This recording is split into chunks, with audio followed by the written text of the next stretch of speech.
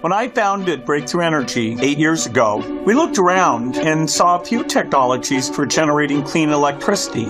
But electricity only accounts for about a quarter of global emissions. What about new technologies for shipping or growing crops or making cement and steel without emitting greenhouse gases? Today, I no longer have to ask those questions because there are promising solutions in every sector. It's not an exaggeration to say that we're in the beginning stages of a clean industrial revolution. The progress is thrilling, and I'm excited to share it. Ladies and gentlemen, please welcome to the stage, Amy Harder.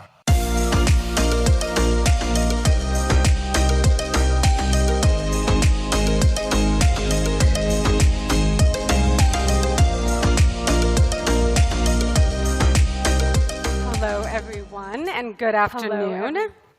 Or, as they say here in the UAE, Masa al-Khair.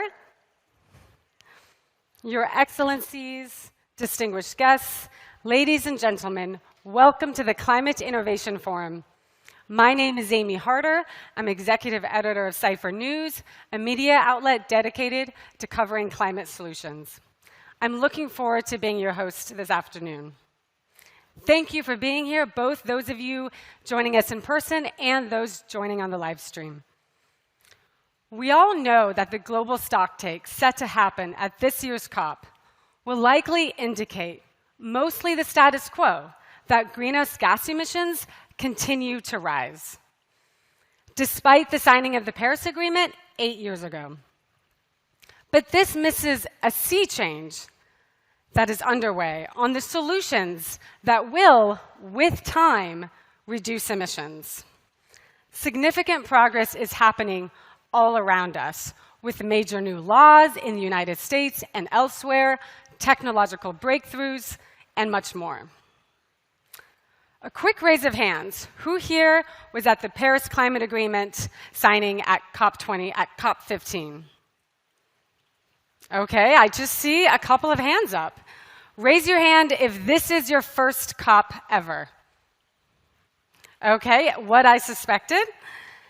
The amount of hands that just went up and the fact that this forum is happening is a testament to the changing debate. Technology now is an essential thread that is woven into all of our debates on policy, politics, foreign affairs, and more. Over the next 4 hours, we will hear from leading innovators across the technological spectrum through fireside chats, TED-style talks, and panel discussions. As a quick reminder, the Wi-Fi code is DP World, no password necessary. I saw a lot of phones out when the waterfall was out, so please share that using the official hashtag of COP28, which is hashtag COP28. And if you're anything like me, I've gotten a bit lost. I'm a little bit overwhelmed with all the programming across the entire Expo City. So for more climate tech programming, please check out the Technology and Innovation stage, which is here also in the green zone, and also the Startup Village, which you may have walked through on your way here, and it's featuring a lot of the technologies and leaders that we are going to hear from today.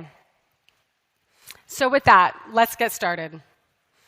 I am pleased to introduce and welcome to the stage for a keynote speech, His Excellency Omar Sultan Al-Olama. He is the Minister of State for Artificial Intelligence, Digital Economy, and Remote Work Applications, and Director General of the Prime Minister's Office.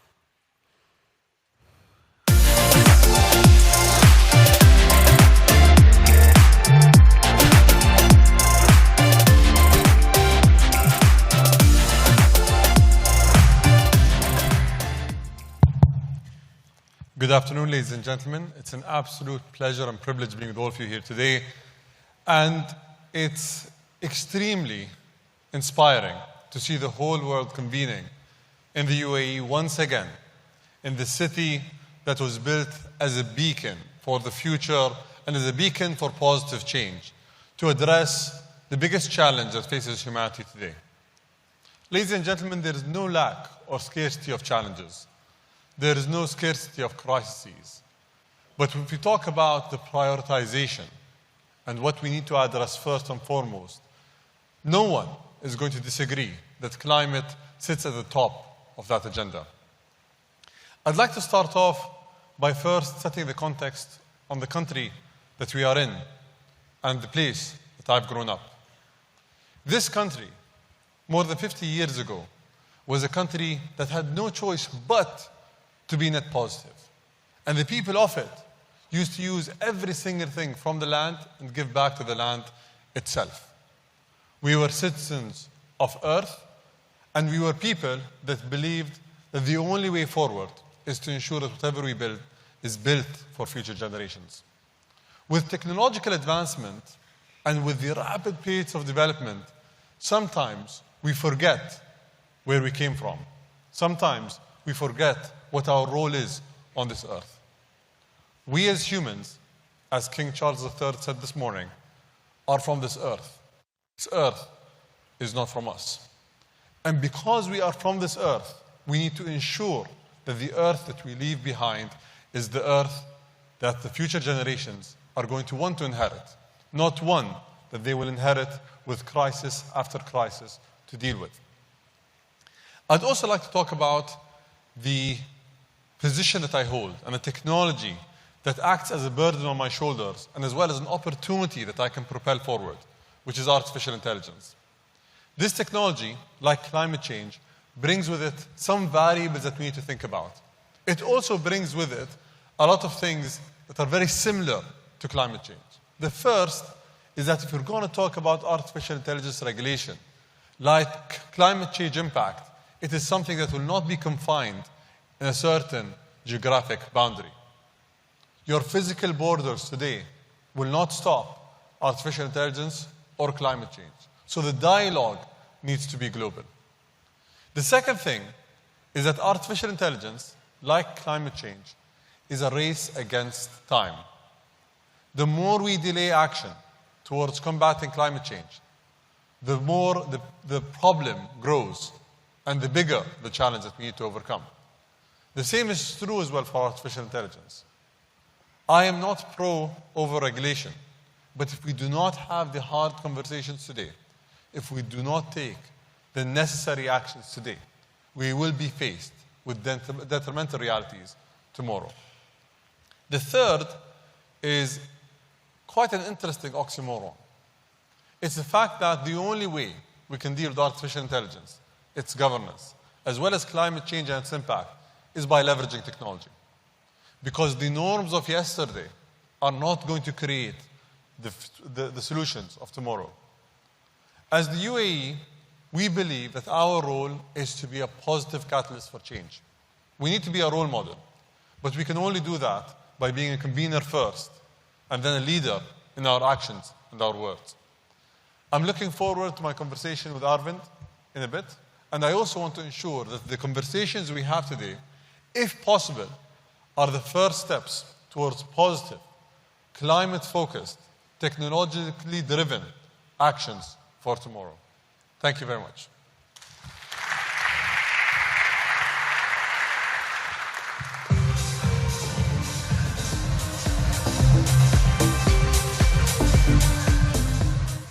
Thank you, Your Excellency, for your speech. Please take a seat here on stage. And I would now like to invite to the stage, to join you here on stage, is Arvind Krishna, Group CEO of IBM, for a fireside chat, talking about sustainability through technology.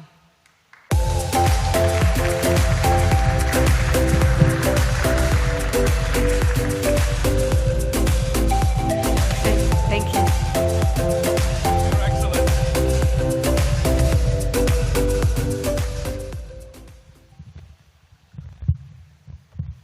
Arvind, good to see you. Once again on stage. Always good to see you. Second time in this forum. I would like to start by a piece of advice that Arvind gave me, which is very important. And I told him I was running 24-hour days. And he said there's a max cap for that, which is 48 hours. So he said, count your hours and try to get some rest, because you'll not be able to last more than 48 hours. we're going to put that to the test. Arvind, let's start off by talking about climate and artificial intelligence. I know that there's a lot of talk about using artificial intelligence to tackle climate. I know that IBM has been doing a lot. Can you share practical outcomes of things that were done, as well as a vision for what needs to be done moving forward? Yeah, so it's a great question. One, look, many technologies are going to be needed to address climate change. Climate change has got many, many complex issues around it. A few that I want to address. One, which is being done with the MBZU AI, which is a local institute, is looking at creating artificial intelligence models to understand urban heat spots. If you can understand urban heat spots, then you can begin to address them through reductions in energy consumption, etc. Why is that important? We all know that about 50 degrees centigrade is where it becomes almost impossible for humans to live, or 39 degrees centigrade in wet bulb. That's one example. Many other examples. Agriculture. How do you begin to determine how much water, how much fertilizer to give crops? Because today we tend to overuse both. Actually, it's surprising, not underuse. We tend to overuse both water and fertilizer in most agriculture. If we can begin to look at vegetation covers and begin to then work on which areas need more, that is another whole area. How about carbon dioxide mapping, which is another one that artificial intelligence is being done? I really come back to a fundamental promise that is happening. IBM with NASA is out to create climate change models using NASA's whole repository on climate measurements, both data as well as imagery. We are trying to create a large language model which can then be leveraged by everybody to understand how climate change is evolving. I think this is not the end answer, but it begins to give us a set of tools that can be used by everybody in the open, transparently, to both understand the topic, and I do believe once we understand it, then we can begin to both mitigate it, adapt to it, and come up with solutions for it. Arvind, if we talk about the polluting side of AI, so there is a lot of electricity that is required to power the servers and the data farms and everywhere, the whole ecosystem relating to artificial intelligence. How can we use artificial intelligence to make AI more sustainable? Because we talk about using AI for sustainability. What can we do to make AI itself more sustainable? Yeah. So, Your Excellency, I think you're pointing to that if we sort of go and extrapolate what the usage of AI could be, we might end up using 10% more energy, or maybe even more by some estimates, and that's a problem. We need to go in the other direction. So if I look at AI and if I look at its applications to begin to understand server farms, look, I'm from the industry, but let us say we are not very good right now in how efficiently we run our own server farms. By and large, server farms tend to run at maximum utilization all the time, whether being used or not used. Right away, we know that there is 30% to be gained by simply turning off what portions of the farm are not being used. If we go further, if we get down into the semiconductors itself, there is perhaps another 30% to be garnered. But then I'll come to the one which is the really big idea. Artificial intelligence does not need all of the high precision computing that we happen to do it on. We do it on that because that is the technology that is available, that is understood, and that is widely accessible. Artificial intelligence can be done much more simply, and this has been well understood, well proven. And if you go from what is the current, for the few people who might care, the 64-bit architectures, down to 4 or 8-bit architectures, you are going to save literally 2 orders of magnitude. I think all of these have to come together. Let's get more efficient on what we have today. Let's try to get better semiconductor design. Each of those can give us 30% reduction. If we go all the way to the lower precision but equally good artificial intelligence, that is 100 times less. Those are all, I think, opportunities that we should chase after. And for the people looking at doing startups, that is quite an opportunity to come up with that kind of advantage, because that would win you customers. I know personally you're quite passionate about quantum, and what quantum brings is a promise. if we talk about quantum and climate and the issues that were discussed just now, where do you think the opportunity lies? And how far away is the opportunity? Is it something that we're going to see soon, or do you think it's going to take some time? So let's pour a little bit into His Excellency's question, because I know that he fully understands why this is so important. Let's take a simple things like fertilizers. Fertilizers today, nitrogen fertilizers, largely fertilizers used to fix nitrogen in, takes 3% of the world's energy. That sounds horrific, by the way. Why is that? Over 100 years ago, the Haber-Bosch process was invented. It's a very energy-intensive process. That's not to say it's the only one, but it is the one we all use. You all will turn around and say, oh, okay, but like there's no other way to fix nitrogen. Well, we know. Bacteria fix nitrogen using almost no energy, or actually just the amount of energy that is available from sunlight falling on the surface of a bacteria. Okay, so we know that there is a much better way, but we have no idea how that works. Quantum computers may be able to unlock the mystery of how that works. Right away, that'll give you an answer to 3% there.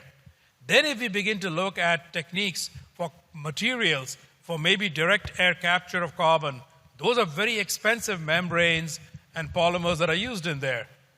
Quantum computing may be able to give us a better answer for how we can do that.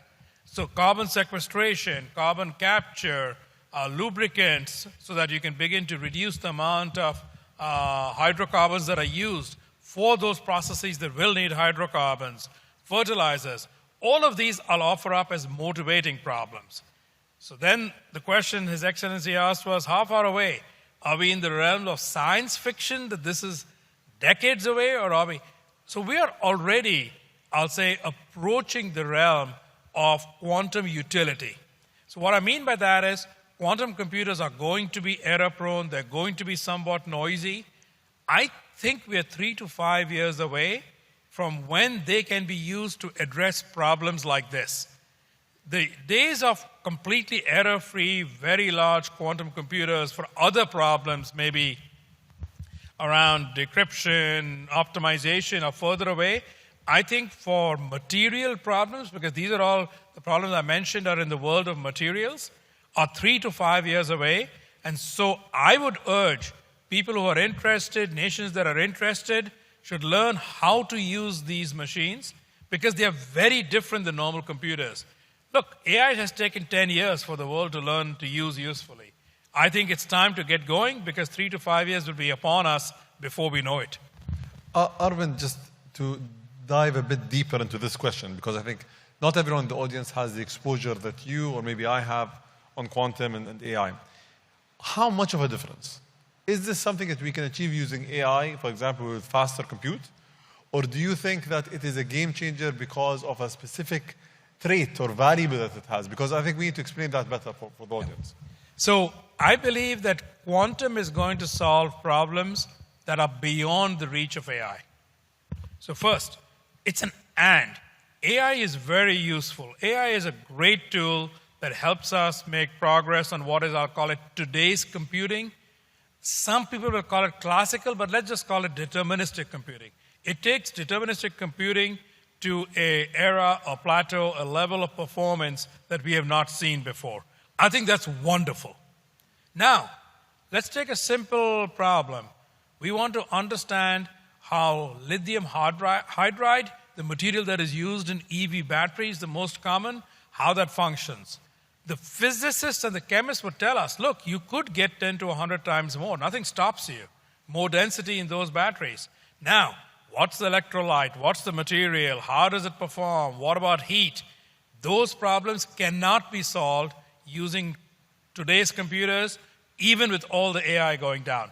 That's a problem quantum computers will solve. If I look at another one, I want to look at why does the caffeine molecule behave as it does? What is its shape? How does it act on the body? Caffeine, we all know it. It's in tea, it's in coffee, it's in Coca-Cola, it's in carbonate things. To His Excellency's opening comments, it helps you keep going when you feel tired. It gives you that boost you need for 2, 3, 4 hours. That's caffeine. We don't know why it works. We don't know from a computational perspective, what does that molecule look like? Why does it act like it does? Those are problems that a quantum computer is going to help solve.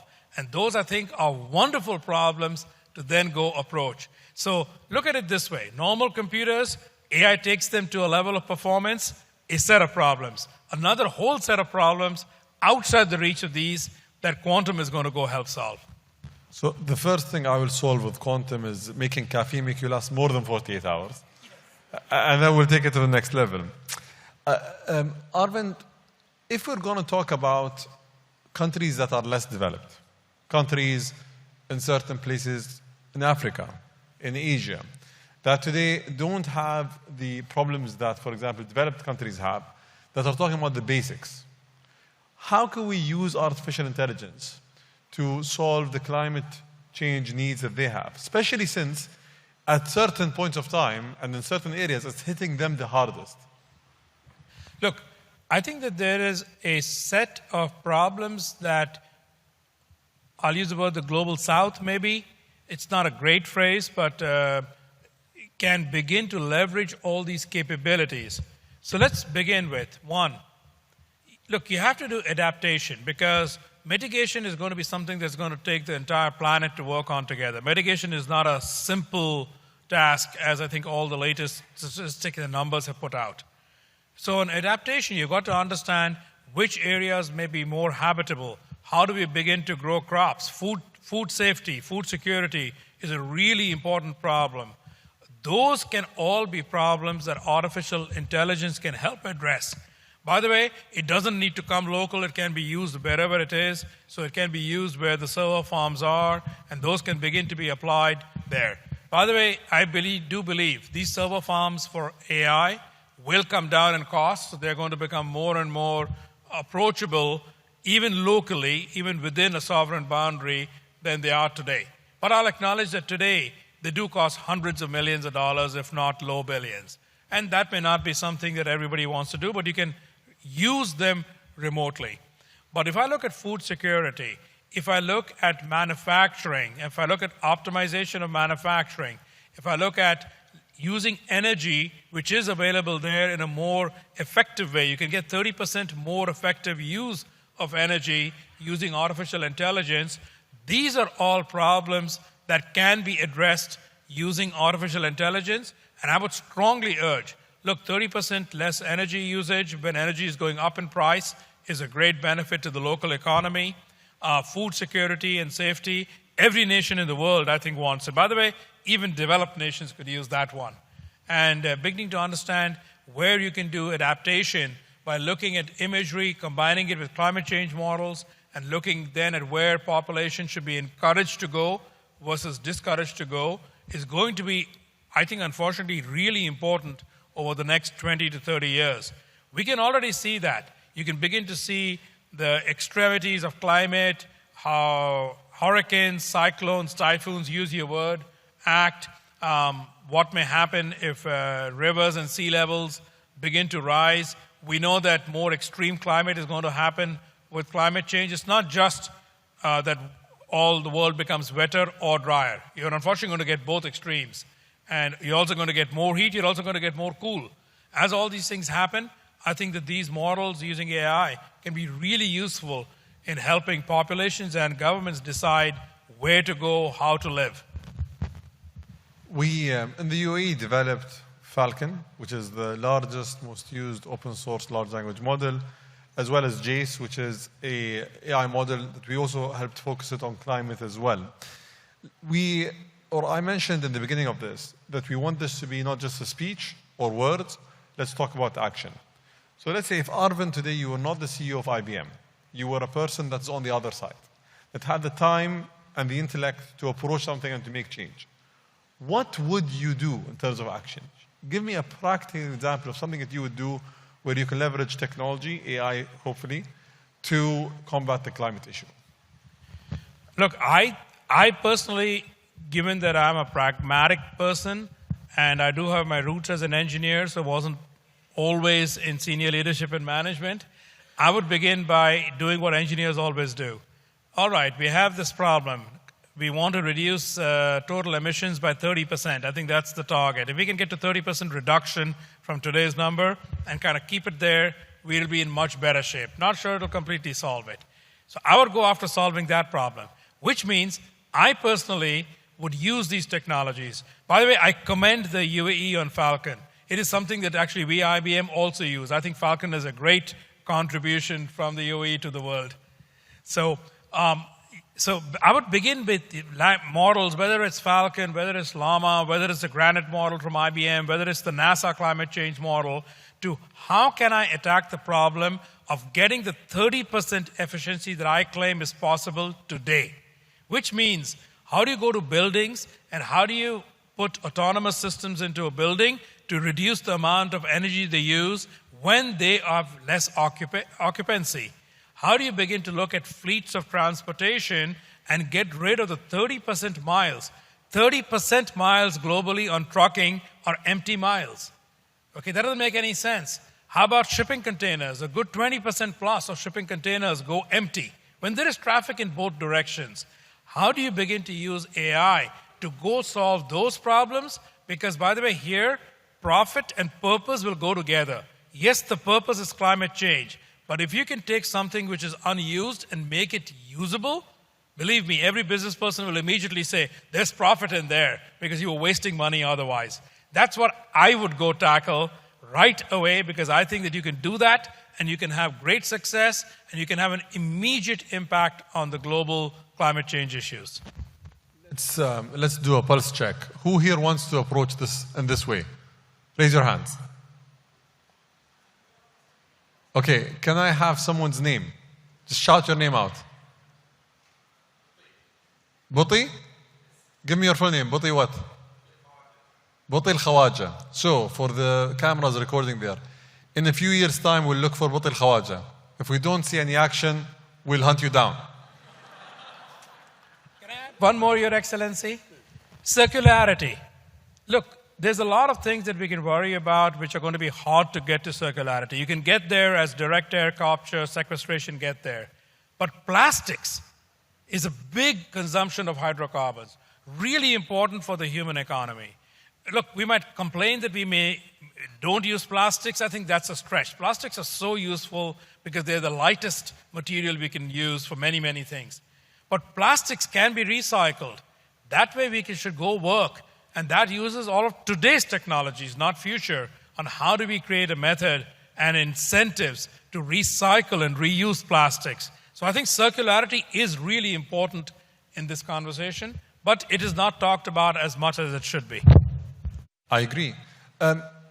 Let me put you on the spot here for one final question, which is, there's carbon capture and there's reducing or removing emissions. If you were to give it a weightage, in terms of what we need to tackle and how much we need to invest resources in, out of 100, how much of your resources would you invest in carbon capture? How much of your resources will you invest in reducing the emissions? I think this always comes down to short-term and long-term. For today, I would go 80% on reducing, and by reducing, I'm going to include circularity, and 20% on capture. Then, over time, as those capture technologies become better, as they become lower cost, as they become more economical, if they can all get to those points, which I believe as a technologist they can, 10 years from now it may switch because we've done all the reductions you can. Each technology, by the way, runs its course. So if we go 80-20, then after 10 years we've probably done as much as we can in reduction, now switch to capture. Arvind, thank you very much. This is fantastic. Please, a round of applause for Mr. Arvind Krishnan. Thank you.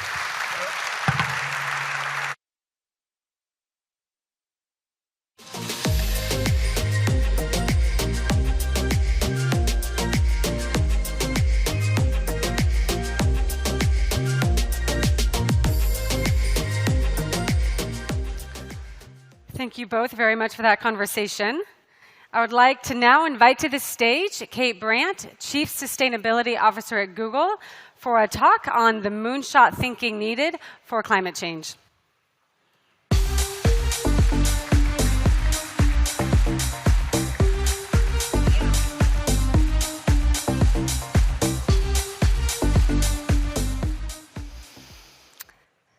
Good afternoon. Every major human innovation has started with the same question. What if? What if we illuminated the darkness? What if we were to solve disease? What if we went to the moon? And it was a what if question that inspired 2 Stanford PhD students to ask, what if we organized the world's information and made it universally accessible and useful? And that what if question has driven us at Google for the last 25 years, from a research company to now being focused on knowledge and information with AI at the core.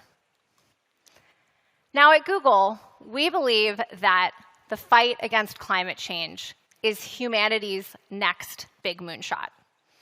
And I know for all of you sitting here in this room, I don't need to tell you why. The IPCC is telling us that we are not on track, that we are on a trajectory to at least 2.8 degrees Celsius of warming above pre-industrial levels, and that to get back on track to a 1.5 degree C future, we need to reduce emissions in this decisive decade by 43%. So we have our work cut out for us. But also the good news is that technology has never moved faster. And I would not stand here and tell you technology is the sole solution to climate change, but it can be a great accelerator. And so the big what if question that I've been asking is, what if AI could supercharge our work on climate change and enable us to do more today in this decisive decade? And we released a report last week with BCG, with Boston Consulting Group, which showed that AI enabling existing technology and solutions could reduce emissions by 10% by 2030. And that's actually really quite significant. That's roughly equivalent to the emissions of the European Union. And further, our research pointed to 3 big opportunities for AI and climate: information, optimization, and prediction. So first, information. What makes information so powerful is that it can give businesses, policymakers, and even individuals new solutions to how they can reduce their footprint. And one of my favorite examples of this is a tool called datacommons.org. This is the world's largest knowledge graph. It's pulling thousands of different data points from over 200 public data sets. And thanks to a generative AI model, it has an easy chat feature that enables anyone to ask complex questions about inequality, healthcare, and of course, climate change. Then there's eco-friendly routing in Google Maps. If you use Google Maps, you may have noticed a couple of years ago that little green leaf showed up on some of your routes. That is powered by AI in the background, looking at all kinds of conditions like the gradient of roads and traffic patterns, and then showing you what's the most fuel-efficient route if it isn't already the fastest one. And so since we introduced this feature in October of 2021, it has already enabled our users to avoid 2.4 million metric tons of CO2 equivalent emissions. That's like taking 500,000 cars off the road for about a year. So the next opportunity I mentioned is optimization. Optimization is the superpower of machine learning.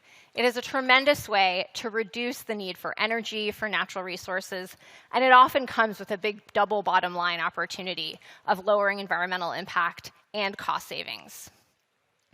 So we hear a lot about aviation as a hard-to-abate sector. It's about 2% of emissions globally. And unfortunately, a lot of the solutions that we often hear about to reduce emissions from aviation, they're going to take a long time to fully deploy, like aviation biofuels, new kinds of engines, or batteries. But there's actually a silver lining in the fact that 1/3 of the global warming impact of aviation is actually coming from contrails. You know, those white plumes you see behind airplanes. And so we've now teamed up with American Airlines and Breakthrough Energy to use AI to first better understand why contrails are happening, and then to give easy recommendations to pilots about how to change their altitude to prevent the creation of a contrail. And this has had a really exciting outcome. It enabled us to reduce contrails by more than half. And now we're expanding this work to a partnership with Eurocontrol, who operate the most busy airspace in Europe. Also, traffic. We all know that really unpleasant experience of sitting in traffic in a city. And so we're also bringing the power of AI to creating more of that green wave effect, that experience you get when you get to go green light after green light. By giving traffic engineers in currently 12 cities around the world recommendations about how to better sequence traffic, we're seeing really positive outcomes. We're able to reduce stopping and starting events by 30%, and that's reducing emissions by about 10%. And so this is live in a few cities around the world, like Rio and Bangalore, and coming to more soon. Also, the Nest Learning Thermostat. Nest is using the power of machine learning to better understand a user's preference for heating and cooling in their homes. And this has enabled our customers to reduce over 100 billion kilowatt hours of energy since 2011. That could power the nation of Portugal for over 2 years. And then that third opportunity I mentioned is around prediction. What we know, of course, is that we're already experiencing more extreme weather due to climate change. And a big issue is riverine flooding. So several years ago, our Google research team began building a riverine flooding model. And now we have a platform called FloodHub. FloodHub offers 7-day in advance predictions about flooding through the power of AI. And that information is available to individuals and to cities to keep their citizens safe. And just recently, back in August, there were some very serious flood events in Chile, and FloodHub was deployed to help keep people safe. And similarly, we know this was the hottest year on record. Extreme heat is impacting people around the world.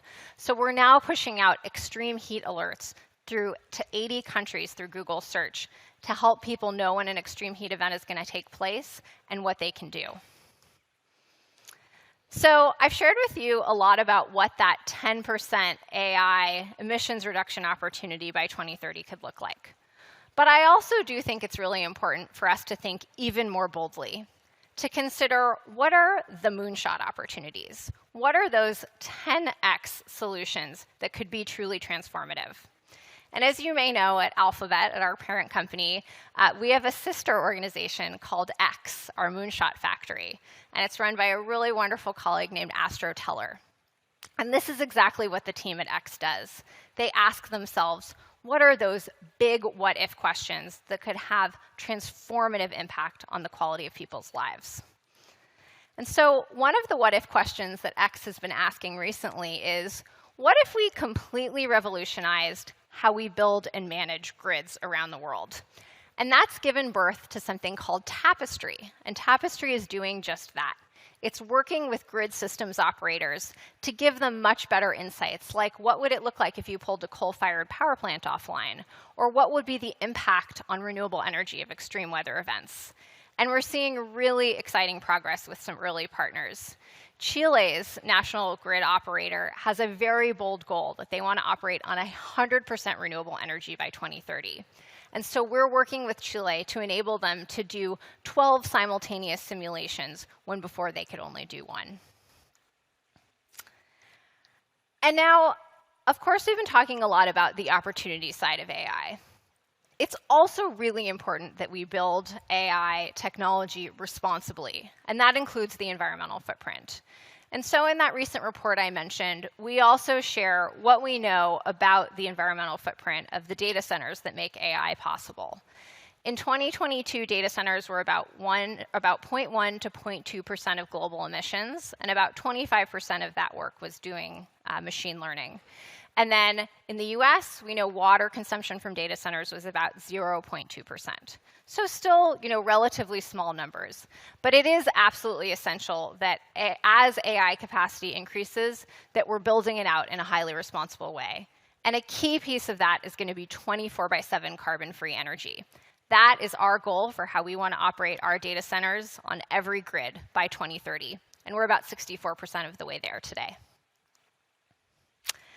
So I began today by telling you about the power of what-if questions. But what I didn't share is that what-if questions have played a really important role for me in my career. Before I joined Google, I was in the US federal government for many years.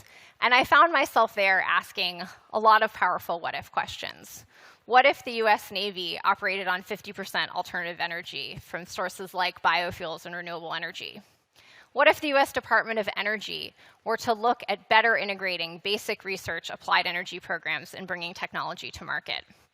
And what if the US federal government were to lead by example by setting bold climate targets and asking its suppliers to do the same? But today, the what if question that's really inspiring me is, what if we used AI to accelerate our work on climate? And what if we continued reaching for bold 10x moonshots to take us even further? And so as we're all here this week at this very important COP in Dubai, I hope that we will all continue asking ourselves the big what if questions about climate change that will enable us to build a resilient and sustainable future for our children and our grandchildren. And I'll tell you, as the mom of a 3-year-old daughter, I think about that every day. And I do truly believe that if we ask the right questions and stretch towards bold moonshots, there is no limit to the positive impact we can have together. Thank you very much.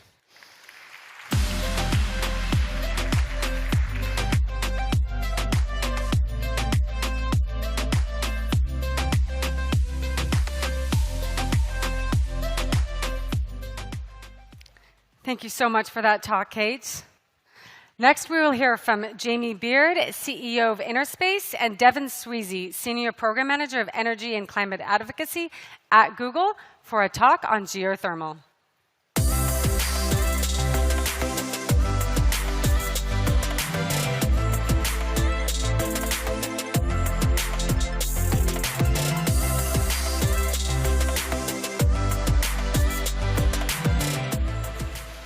All right, friends, let's get this party started. Hey, everybody, I'm Jamie Beard. So I run an Innerspace called, I run a nonprofit, called Project Innerspace. And we're here to talk about climate solutions. I think everybody here is. But I think we could all probably agree that we all hand-wring a lot about climate, right? There's a lot of admiration of the problem and not enough doing. So a lot of polar bear footage, not enough concrete action. And there's a huge opportunity in the clean energy space that's largely overlooked in the global context and the conversation about the future of clean energy and what's it going to look like in 2050. Largely untapped, massive, ubiquitous. It's called geothermal energy. And I'll bet you when I said geothermal, what you all thought of was that hot spring that you sat in on vacation, probably in Iceland with a glass of wine. And it's true that most people think, when they think of geothermal, of its surface manifestations. So geysers and volcanoes and hot springs. We're waiting for Iceland's volcanoes to erupt now, in fact. But geothermal is everywhere. In Iceland, it's shallow. It's laying on the ground. We can see it. And that's why in place in Iceland, it's utilized. You have geothermal power. You have geothermal heat. But in other places, it's deeper. We have to drill for it, right? It's harder to get to, but it's there. Geothermal is everywhere. And let's be clear. It's a molten ball of energy that's the temperature of the surface of the sun. 94 million miles away is our extraterrestrial sun. Geothermal is right underneath us. So how do we leverage it? How do we tap it? Well, first off, and if there's anything you take from this presentation, this is not a moonshot. It is not a moonshot. Leveraging technologies, techniques, and engineering that largely developed over the last 2 decades by the oil and gas industry. So we're talking about directional drilling, subsurface engineering. We can now engineer the subsurface to produce not only clean electrons, but also clean heat and even cooling anywhere in the world. This amounts to a massive untapped clean energy opportunity. The cool thing about this is that it leverages core competencies of a massive, already existing industry with a global footprint, an already trained workforce, and existing technologies. That's oil and gas. And so this could be a vehicle for us to go fast and scale geothermal. So when you think of creative business models, bringing polarized entities together, think the oil and gas industry and environmental groups. Geothermal provides a pathway, but we need to be creative. We need to be thinking about incentives and policies. For oil and gas, we need to think about new business models. For environmental groups, we need to think about collaboration. How can we actively do this and come together? If we did it, what would be the impact? What would be the impact if we were able to shift some of this core competency from the oil and gas industry into geothermal? Huge. Massive. So let's look at that. If we were drilling for geothermal at the same rate that we currently drill for oil and gas, so that is about 70,000 wells per year. That is what we do now. By 2050, we could meet 77% of global projected electricity demand and more than 100% of global projected heat demand. So if those numbers felt surprising to you, you're not alone. And let's remember, geothermal is heat. And heat is really hard to decarbonize. So I bet you all have not even thought of this as a heat solution, right? Geothermal is not on the radar. But it is a massive opportunity in very difficult to decarbonize sectors. But letting those big numbers sink in, 77% electricity, 100% of heat, where does that come from? And you're right that it sounds surprising because geothermal has been so underestimated in 2050 energy penetration projections that it's often grouped in the 1% or other category, meaning completely irrelevant. But that is the opportunity of getting all hands on deck. That is the opportunity of leveraging the existing industry, the opportunity to massively scale a resource that is currently underrepresented in our energy mix. So that's the good news. So let's talk about the bad news. There are some obstacles, right? And some of the obstacles are significant enough to serve as a barrier to the growth and development of geothermal energy globally. And it's those obstacles that Project Interspace is focused on. So removing the barriers to the exponential growth and development of geothermal energy by the end of this decade. We're working on that, and we're going to talk about one of those barriers and what we're doing to address it here. But before we do that, I'd like to introduce my co-presenter, Devin, to talk about Google's interest in geothermal and also why we've partnered together. Devin? Thank you so much, Jamie. I am absolutely thrilled to be here today to announce this new project with you to help unlock geothermal resources across the globe. So Google has a long history in supporting clean energy development. In 2010, we were the first non-utility company to sign a power purchase agreement for renewable energy. In 2017, we were the first company to match 100% of our global annual electricity consumption with renewable energy purchases, a goal that we've also met every year since. Today, we have over 10 gigawatts of renewable energy projects under contract across the globe, primarily from wind and solar power projects. That makes us one of the largest buyers of renewable energy, largest corporate buyers of renewable energy anywhere in the world. But we knew that while matching 100% of our global annual electricity consumption was an important milestone, due to the variability of wind and solar power production, there were still times of day or places around the world where we continued to rely on electricity powered by fossil fuels. And that's why in 2020, we set a goal to fully decarbonize our electricity consumption by operating around the clock on clean electricity by 2030 everywhere that we operate. And we call this 24/7 carbon-free energy. Now, this is a much more challenging and complex goal to achieve Because in addition to purchasing electricity from core technologies like solar power, wind power, and battery storage, we need to consider other advanced clean electricity technologies that could help us decarbonize our consumption. Things like long-duration energy storage technologies, advanced nuclear power, and next-generation geothermal. Earlier this year, we released a report about the importance of these advanced clean electricity technologies, the barriers of bringing them to widespread commercial scale, and the role of companies like Google and other clean energy buyers in helping to accelerate their commercialization. One technology that we find particularly promising to decarbonize electricity systems is next-generation geothermal. Combining advanced drilling techniques, fiber optic sensing, and new analytics techniques, we can unlock large quantities of energy resources that were previously uneconomical. Geothermal is also a firm carbon-free electricity technology. That means that it can provide electricity around the clock or can operate flexibly, ramping up and down to complement the growth of variable renewable energy technologies like wind and solar. So a couple of years ago, we partnered with a clean energy startup called Fervo Energy on the world's first corporate agreement for enhanced geothermal power in the world.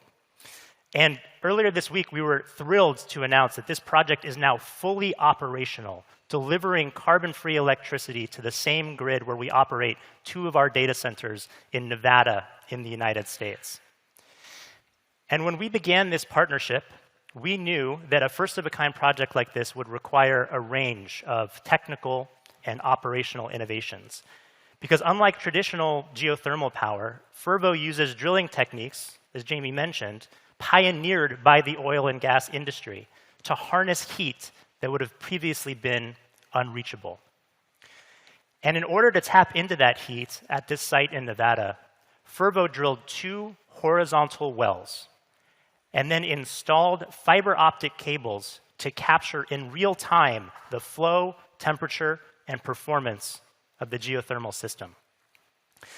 And the result is a geothermal power plant that can produce around-the-clock clean electricity with less land and utilizing the skills and supply chains and knowledge of other industries that already exist today. And so from our early commitment to supporting this project in its project development phase all the way through to completion, we worked closely with the Fervo team to overcome the barriers and obstacles and prove that this technology can work. And we know that the world needs massive quantities of clean, affordable, available clean electricity to decarbonize electricity systems in the coming decades.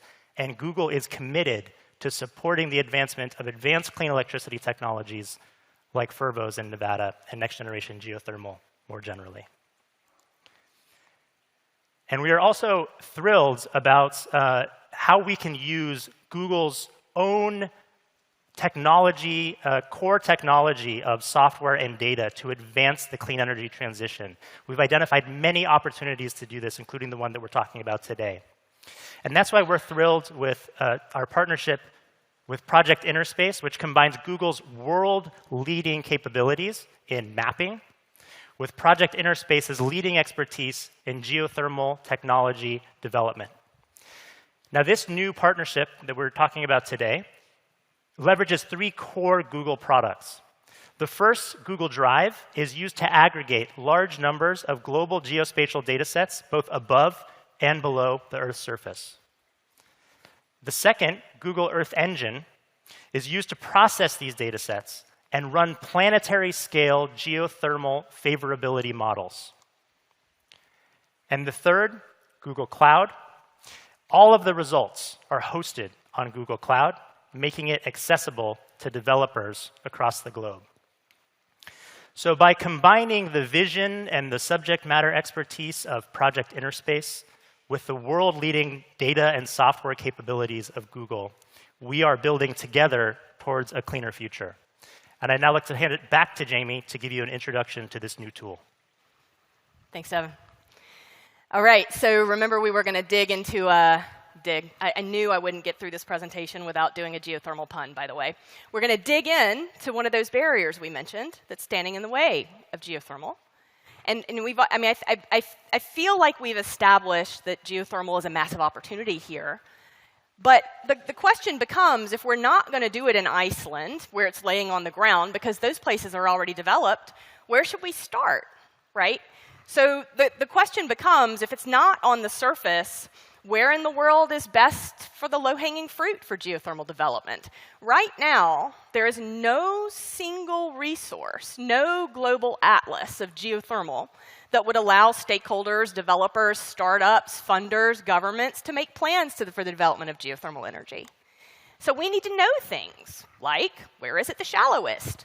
Where would it have highest impact? Where is it nearest demand centers? Where could we leverage it near existing energy facilities? Where are the industrial facilities? Where should we go? Where should we start? So we partnered with Google, Project Interspace, leveraging our expertise, Interspace, subsurface and geothermal, Google, cloud, Earth Engine, and a massive amount of surface data. And so today we're announcing GeoMap Beta. So this is a tool that will roll out in stages over the next 24 months. We'll add layers, we'll add data, we'll add more capabilities. Our first case study is the continent of Africa. We chose Africa for our first study because it's a perfect example of a place in the world that has a rapidly growing need for clean energy as a result of population growth, as a result of developing economies. And there's also a lack of data, right? We need more data on Africa. So we chose it as a first case study. As you deep dive in the tool, in beta, we actually have increasing resolution and data availability focused on the country of Nigeria, and even further data as you zoom in to Lagos. So let's take a look at the tool. This is GeoMap.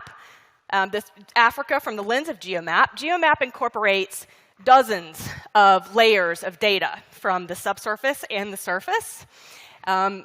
Really interesting concept of aggregating a whole bunch of data into one spot, which does result in some unexpected outcomes. We've found places with GeoMap that were currently in estimates that are public now not represented as geothermal interests or targets.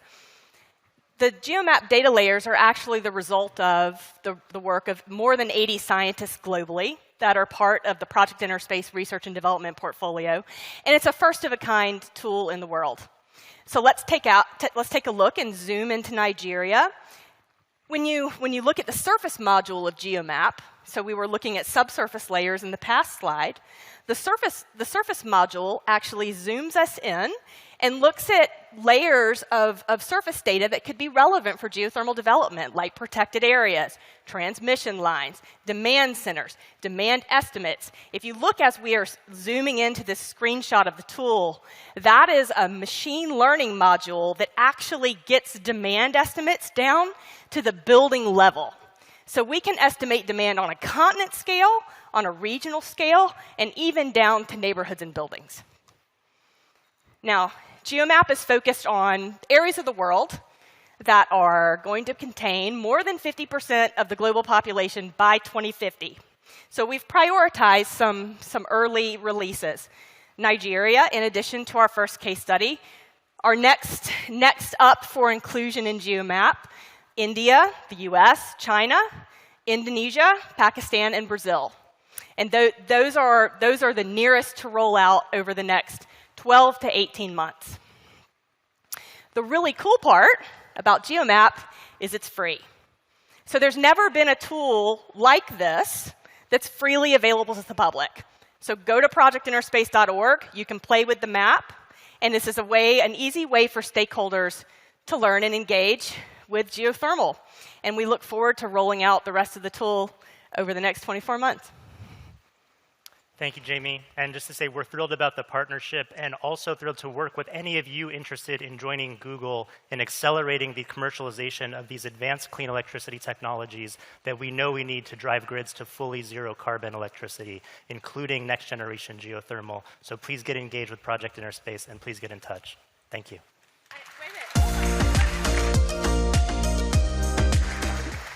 One second. Here's the close, because you don't want to miss this. This is an opportunity, y'all, to get all hands on deck, right? So geothermal, there's this narrow window. There's this narrow path where everybody that's engaging in it feels like they're winning. Oil and gas, environmental, and everybody in between. We'd be crazy to not seize it. So yes, awesome, thank you. Engage with us and help us make it happen. We're on a sprint to 2030. Thank y'all. Thank you.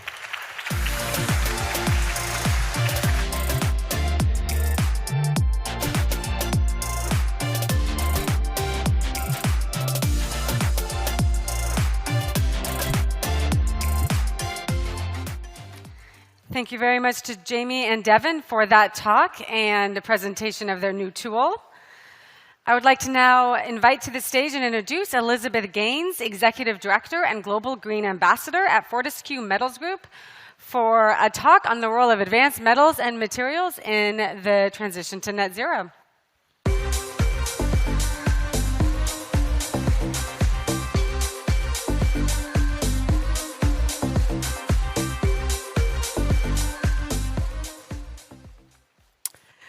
Well, thank you, and good afternoon, everyone. It's a real pleasure to be with you here in Dubai for COP28. What I'm actually discussing, which is a little bit different to the intro, is the role that green hydrogen will play in decarbonising heavy industry. So just a very brief introduction. My journey with Fortescue spans over a decade across various roles, from non-executive director to chief financial officer and chief executive officer. And I now have the privilege of driving forward Fortescue's mission to decarbonise and be a leading green energy and technology provider to the world in my roles as Executive Director and Global Ambassador for Fortescue. So since starting out as a very small exploration company 20 years ago, Fortescue has become one of the world's largest iron ore producers. But that also means that we've become a massive carbon emitter. And we don't shy away from this, which is why we are diversifying our business to become an integrated green technology, energy, and metals company.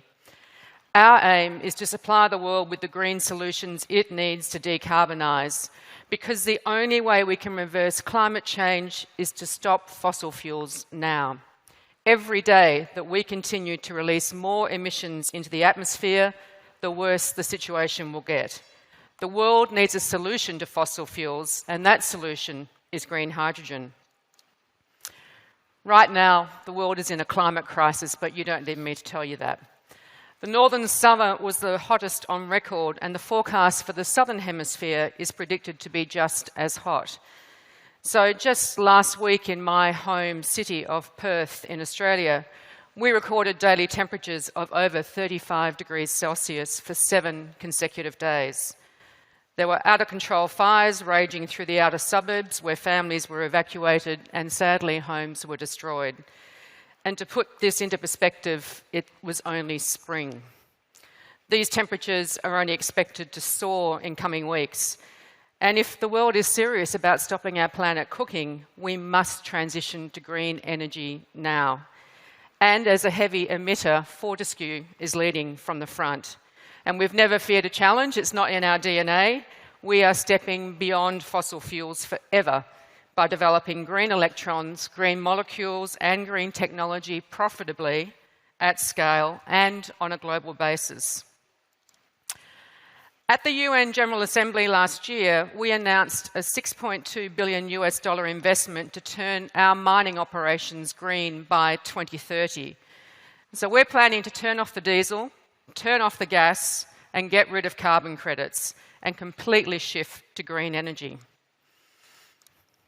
We also recently announced a final investment decision on our first 2 green energy projects, making us one of the first companies globally to have achieved this. These projects include PEM 50, which I'll talk about a little later, and our Phoenix hydrogen hub in the US. And that's an 80 megawatt electrolyzer and liquefaction facility in Arizona, which will have a production capacity of up to 11,000 tonnes per annum of liquid hydrogen. And that establishes us in one of the most attractive markets in the world due to its proximity to California, a primary heavy haulage trucking route. And it's also the most progressive state in the United States to adopt and incentivize clean hydrogen. And that leaves us well delivered to deliver value into the US domestic market. So at Fortescue, I said we were a heavy carbon emitter, and we emit more than 2.5 million tonnes of CO2 equivalent into the atmosphere every year from our Australian iron ore operations and from our marine vessels. So that's our Scope 1 and 2 emissions. But the customers of our iron ore, which is primarily steel mills located in Asia, emit a further 261.5 million tonnes. So that's 100 times higher than our Scope 1 and 2 emissions combined. And in 7 years, so by 2030, we're aiming to eliminate all fossil fuels from our iron ore operations and replace this with green energy. And by 2040, our goal is to reduce our Scope 3 emissions to net zero. And the key to Fortescue's decarbonised future is green iron and green steel. And to achieve this, we're working with our customers to develop the green solutions needed to decarbonise the steelmaking process. Just a few weeks ago, we announced approval for the construction of a green iron plant at one of our mine sites. And this facility will produce green hydrogen using the existing green hydrogen that we produce on site, and will actually produce green iron, marking our very first step for Fortescue in turning our iron ore green. As part of our decarbonisation plan, over the next 7 years, we'll be replacing our diesel-consuming mining fleet, including rail, with non-emitting alternatives. Around a quarter of our Scope 1 mining emissions come from our mining haul trucks. So we've been working with our zero-emissions battery division, Fortescue WAE, to develop the battery technology needed to decarbonise our mining haul trucks. Earlier this year, we finished constructing our first battery electric haul truck, Roadrunner, which you can see here on the screen. And Roadrunner brings with it several firsts, including the ability to fast charge in just 30 minutes, which is really key to maintaining our efficiency and productivity at our mining operations. As well, we're continuing to work in parallel on a green hydrogen fuel cell haul truck, which will be undergoing similar testing at the same operating mine site next year. So our iron ore mining hubs are connected by 760 kilometres of rail, with our locomotives being a major source of carbon emissions. Right now, we're working on zero-emission solutions to decarbonise our rail fleet, such as our ammonia locomotive prototype, which recently achieved its first banking run. So in simple terms, this means pushing the loaded train uphill for 100 kilometres. And the first pass was a 40% substitution for diesel, which is an incredible achievement. And so to decarbonise our rail fleet, we've also purchased zero-emission locomotives, with the first set to be operational on site next year. So we're a mining company. We're transitioning to green energy, green technology, and you might ask, why are we so focused on decarbonising? And we're doing this not only because it's the right thing to do for the planet, but because it makes business sense. Decarbonising will simply produce greater returns for our shareholders. And for a capital investment of $6.2 billion US, our analysis shows that we will save $3 billion by 2030, with additional savings every year thereafter. And these savings come from the 700 million litres of diesel every year that we will no longer need to buy, and from the 15 million gigajoules of gas that we will no longer burn. And then, of course, there's the carbon credits we will no longer need.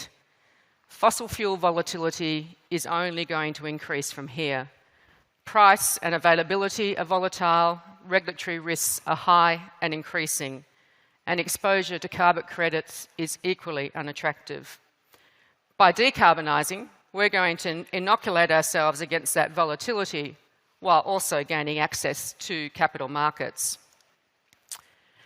And while electrification is critical, so it really is critical to the decarbonisation process, it can't achieve total decarbonisation on its own. So green hydrogen is a practical and an implementable solution that will revolutionise the way we power our planet, decarbonise heavy industry, and it will create jobs globally. It is simply the solution to decarbonising anything that you can't plug in.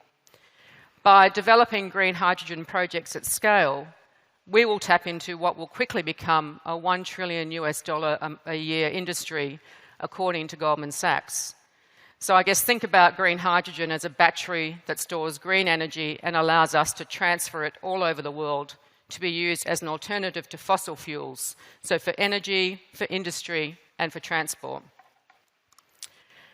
This is a fairly simple explanation of what we do to make it, and we take that renewable energy, and where we operate in the Pilbara, we have an abundance of sun and wind, so we take that renewable energy, whether it's wind, solar, or hydro, and we transform the green electrons into green molecules, and we use electrolyzers to do this. And so in simple terms, we use the green energy to force water through a membrane which exists within the electrolyzer, and that splits the hydrogen and the oxygen. The hydrogen we produce is therefore made from green energy and water, so it is completely green. And once we've liberated the green hydrogen, we can sell it locally, for example, to the transport sector, or we convert it to green ammonia, which is denser and easier to transport. Then we put it on a ship and we send it anywhere in the world. I mentioned earlier that just 2 weeks ago we announced a final investment decision for our PEM 50 projects, and that's a green hydrogen project in Queensland, Australia, with a production capacity of 8,000 tonnes per year of green hydrogen. And that will be located near our Green Energy Manufacturing Centre, which is set to be one of the first commercial gigawatt-scale electrolyser manufacturing facilities in Australia. And our Gladstone PEM 50 project puts us on a path to being able to control our supply chain, and in doing so positions us as one of the few global manufacturers on an industrial scale of hydrogen systems. We also see enormous opportunity for leveraging hydrogen and hydrogen-based fuels like ammonia in the shipping industry. And I always find this statistic interesting, that if shipping were a country, it would be the 8th largest emitter in the world. 90% of global trade is carried across our oceans, and the industry accounts for 3% of global greenhouse gas emissions. The shipping of Fortescue's iron ore to our customers alone accounts for over 3 million tonnes of CO2 equivalent. So we're moving very fast to change that, having developed a dual-fuel 4-stroke diesel ship engine to run on ammonia. In March this year, we conducted the first shore-based ammonia fuel testing of a marine engine in Perth, Australia. And so now we're applying what we've learned into developing the Green Pioneer, which is here in Dubai. This marine-based demonstrator vessel has sailed from its base in Singapore to here in Dubai for COP28. It's a symbol to the world of the technology solutions needed to decarbonise shipping. Through the Green Pioneer, we're showing the world that ammonia-fueled vessels are possible and that carbon-free ammonia is the marine fuel of the future. So, ladies and gentlemen, put simply, green hydrogen is the alternative to fossil fuels that the world needs. It's the purest source of energy in the world. The question isn't whether green hydrogen will become the next global energy form, it's just a matter of when. Thank you.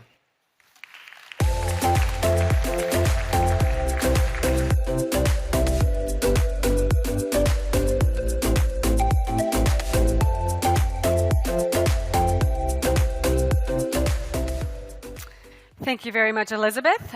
We will now hear a fireside chat on transforming waste into treasure with Jennifer Holmgren, CEO of LanzaTech, and Alay Manchulian-Sa, founder and CEO of Planetarians.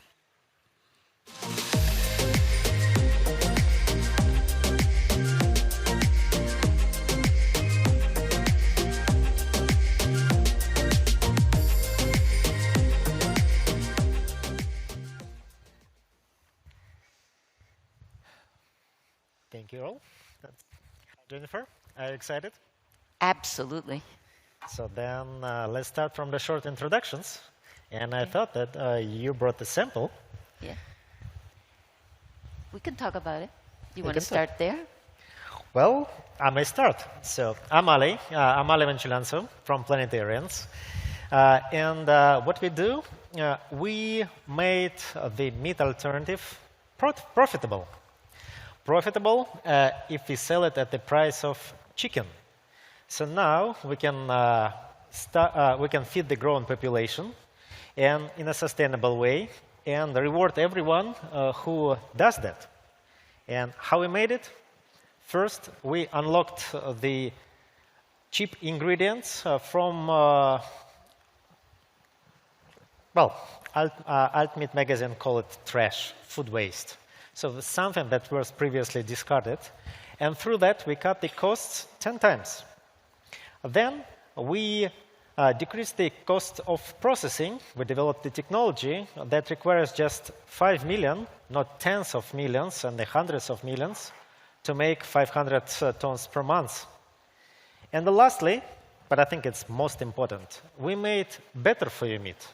It has more protein than beef, plus fiber of the apple. So we don't need to push it on the market. We reduce the marketing costs, and we consistently get 72% acceptance rate. I can tell you later, but I'm curious, Jennifer, what's on the table? Yeah. So I'll start from the beginning. So what LanzaTech does is it takes all manner of waste carbon and converts it into products. We use gases, carbon monoxide, carbon dioxide, and hydrogen to make products. And that's exactly what this is. So this is a pair of H&M Move running pants. The polyester in these pants was made from carbon monoxide from a steel mill in China. So instead of the carbon monoxide going out the flue, it was captured, it was converted to ethanol, and then the ethanol was converted to polyester. And that is what we do. We take steel mill gases, refinery gases. We can gasify municipal solid waste. We've shown CO2 plus hydrogen. And we take all these things and we make them to products, we make them into sustainable aviation fuel, et cetera, et cetera, et cetera. I believe that everybody has its own motivation to be here in this room and listen what we can do for sustainability. What was your personal motivation when you joined the company? So I worked for a company that developed technology for the refining and petrochemical sector. And the last thing I did there is I was the one that first made drop-in aviation fuel, sustainable aviation fuel. I did that from oils, fats, and greases, which is the HEFA route that everybody knows and loves today. That's what most of today's sustainable aviation fuel is. The problem is that at the time, all products that were not fossil-derived were made from corn, sugar, or oils, fats, and greases. The world uses 100 million barrels of petroleum every single day. It's very hard to imagine a world where sugar or fats and greases can ever scale to the point of that economy. So if we believe that we're going to reinvent our carbon economy, then you have to believe that you need to find resources that can scale to that level. So I was introduced to LanzaTech, and carbon monoxide, carbon dioxide, and hydrogen, you can find that everywhere. And so I realized that if that technology could be scaled, if you could actually do it commercially in an economic fashion, you would actually be able to achieve the scale of the petrochem industry. Oh, thank you, Jennifer. And I think that would be fair if I also answer this question with my personal motivation. To better resonate with the audience, can you raise the hand who has kids? Nice. I have three. I have three boys. And those who have will understand me. It's very hard to force knowledge on teenagers, and especially on boys. So I thought that the best way to teach is to be a role model. So I started a business that is good for our body, for our health, for the planet, and rewarding for everyone who participates. So let's move on. Okay. But the business, especially in the climate tech, it's hard business. Can you share what challenges you had then, in the beginning, and now, once you're a mature company, have now? Yeah, I mean, I think if you're a startup company, you always think to yourself the hardest part is scaling, right? You're taking a lot of risk as you go to the next size, right? You can't skip steps, otherwise you end up building a $100 million boat anchor if you build your first commercial plant too early. That's not what you want to do. So you've got to take the right steps. But to take the right steps, you need a lot of financing. Our company has raised more than $500 million to get to the point we've gotten. And it's taken 18 years. So the challenge is really, how do you go from an idea all the way to commercial? And then once you've gotten to commercial, how do you get down the cost curve? So it's not just the early adopters, but it's everybody. Everybody has access to your technology. So the challenge is always the same. How do you get to the next scale? How do you get enough money? How do you convince enough people that your disruptive idea is worth investing in? Oh yeah, I remember that when I started cooking my meat and how different it was compared to my co-founder, Chef Max, when he applied his magic. I remember the duct tape-looking laboratory and then the commercial facility, and Mike Pasti, our chemical engineer, moved it forward. So, and the samples that I brought to the COP, how advanced they compared to I started by our protein chemist, Jin Chan. So, well, yeah, yeah. So, well, speaking about the tailwind, so we discussed AI on the stage earlier. What technologies do you think are and would be the tailwind in the coming years? Well, I think computing is actually one of the most important parts of everything that's going on. To be honest, I like to say this is the century, the decade of biotechnology. And the reason for that is because we have the computing power to essentially understand an organism at its fundamental level. I can map the genome. I can reprogram it. We can use AI we do use AI to do modeling that allows us to decide what specific enzyme, what specific protein we put into the organism so that instead of making ethanol, it makes isopropanol or some other chemical. This is only possible because of computing. And the last thing that's also possible, staying on computing, is we have massive data sets all the way from the organism to actually the commercial operating experience. And all that data can be used to essentially process control or update the field operating units, right? So at the end of the day, I think computing, cheap computing, and the ability to use massive, very large data sets is actually the enabler for biology. And I believe biology is the enabler to creating the products we need while bending the carbon curve. At the end of the day, we're still going to need to wear clothes, and to do that, we need to figure out how to make them from something sustainable. Yeah, and I think that we already see clear signs that how fast it could be accelerated. How many proteins we discovered in the manual way, and compared to the 50 million proteins discovered by the DeepMind within, well, snap. So I think that now, once it's already mastered, we need to think about the last mile, how to bring those in the digital world into the physical world. And this is the kind of technologies I'm expecting that will emerge in the forthcoming years. Cool. I agree. Okay, now we switch the tables. I get to ask you the questions. So one of my favorite topics is always sustainable production of food. I don't come at it, just so you all know, from the perspective of climate change. You think that my entire life was climate change, but it's not. My entire life is about saving animals, and so I care very much about industrial protein production. And so I'm really excited to hear about the work that you're doing.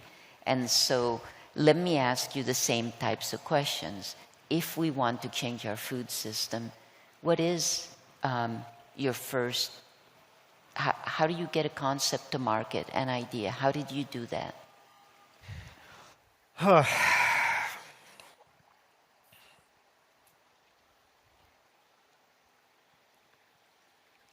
I think pushing something, it's very hard. So we as scientists first need to think how to make something better for people. And if you make something better for your health, and it's better for your wallet, you don't pay premium for that, so then a lot of people will line up. And then when you have this technology, then you start thinking about make it available to many, many people. Because I wish we could have the scalability of the cloud technologies when you develop that in San Francisco and in Tokyo, in Sydney, or Dubai, you use it same day. In the hard business, you need to, well, spend time for building the infrastructure, bring it to the market. So, but luckily, technologies already exist. So we'd love to, and it exists in the metal. So it's just a political will to help it deploy faster. And it can be deployed in any country with a fast-growing population or any country that experiences the climate change. Would it be Brazil? Would it be India? Would it be Nigeria? So it may work, and we have global partners for that. That's interesting, and I think there is a piece that relates to market, which is what you've just been talking about, but there is also a piece that relates to technology, right?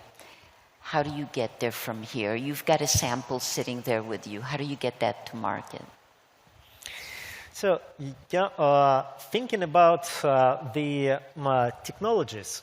So we have right now a lot of advances about how to process. We have plant-based meats in our. So we have cell-based meats. We ferment a lot of proteins. But if we go into the first principles, we come to the sources of nutrients for those ingredients that eventually become the meat. And land is limited. So you cannot grow more crops. You cannot for the plant-based meat or for the animal agriculture. And the cell-based meat and the fermentation, they also need their own refined ingredients. So to my understanding, they live in just a parallel universes. And when we think about the undermining the animal agriculture, that greenhouse gas emissions, so we sometimes often overlook that not all the animals are grown for dairy or for the meat. Let's say, well, we want to have the orange. To make that orange or the juice out from the orange, we have to peel it. And where the peel goes? No one's saying food manufacturer wants to pay transportation costs and then the landfills, and not even, for sure, not the composting, because all their job is optimize the costs. All of them dream about animal farmer, living nearby to come and off-take that pills at their own expense, and maybe even pay for that. So this is how the animal agriculture grew around the utilization of unavoidable byproducts. Because unavoidable, it's not only the orange. You want to press oil out of the beans, you create the unavoidable byproduct. So I think that in terms of technology, we may give a little bit boost to the synthetic biology. Let's develop organisms capable to process what we already have without need to grow in more crops, those byproducts, and straight into the something that we would love to eat as the better nutrition for us. So that's the area I'm dreaming when I have free time. There you go. You do have free time, right? During the 16-hour flights from San Francisco to Dubai, this is my best free time. There you go. Yeah. I'm sure. When you think about what you're doing and when you think about what I'm doing, we're trying to compete in very well-established commodity markets, right? If you use biology, a lot of people think that you should be working on fancy molecules that command very high prices, right? Because nobody believes that you can compete with a new technology in a commodity market. The issue, however, is that we're not going to bend the carbon curve with specialty molecules. We're going to bend the carbon curve with the commodity markets, with the mass markets. And food, of course, is one of those. So what are the challenges that you see in getting into a commodity market? We iterate in our labs on a weekly basis. We gather together, so we'll set the experiments, and by the end of the week, we make the next step. But when we come to the real world, where the retailers review categories once a year, or restaurants review their menus once a year, so we hit the bottleneck. And sometimes I think that what would be that quantum leap that we want to overcome those barriers. And thinking about what would be the quantum in the real world, it's our political will. Like, for instance, New York City officials decided mandatory in every school to have the Meatless Monday. So they not necessarily specified a specific meal, but Meatless Monday, and feed kids with the quality proteins, but at your choice. And that boosted the whole food system of the New York, all the suppliers, to find and supply something better. So this last mile, the physical world, after the labs, this is where we may need more allies rather than scientific partners. We need us to stand up and demand these changes and execute them. That's excellent. I do find what you're doing quite intriguing, right? Because nutrition versus just food, right? And I think that's quite important. I think we don't provide food for the world and much less nutrition for the world. I think we're getting to the point where we're out of time. So I don't know if you have a final comments. So my final comment is, you're absolutely right about the food. Food, it's a subset of nutrients. And if we have a chance to recreate our food, why should we match what already we have? Let's create a better for us food. It was mentioned caffeine. So what if we can get the protein? For instance, our meat contains not only the protein, and it's more than beef, but also fiber, the food for our microbiome. But what if it contains caffeine? So you get the energy and the booster. So this is the opportunity we have to advance our bodies to function on the just next level let us be also superhumans if we help the computers to be the supercomputers. Absolutely. And I guess I'll make a final comment. Because you've hit something quite important, and that is this issue of why do we have to match what already exists? Why can't create a new system? And so I'll talk a little bit about sustainable aviation fuel. The new sustainable aviation fuel are, they burn cleaner, actually, than conventional aviation fuel. And I don't just mean greenhouse gases. If you start to use linear isoparaffins, forgive the geekness and the chemistry, but there are no aromatics or rings in sustainable aviation fuel today. And that means that when it burns, you get fewer particulate emissions, which means you also get smaller number of contrails. And the reason I'm bringing that up is because basically by using these isoparaffins, these sustainable aviation fuels, you're not only making the exact same thing, you're making something that is actually incrementally better. But the reason I also wanted to comment on that is because when you start talking about contrails, when you start talking about waste resources, whether it be trash or a steel mill gas that is converted to pollution when it's combusted, I think you start to talk about equity. And at the end of the day, climate change and solving climate change is about equity.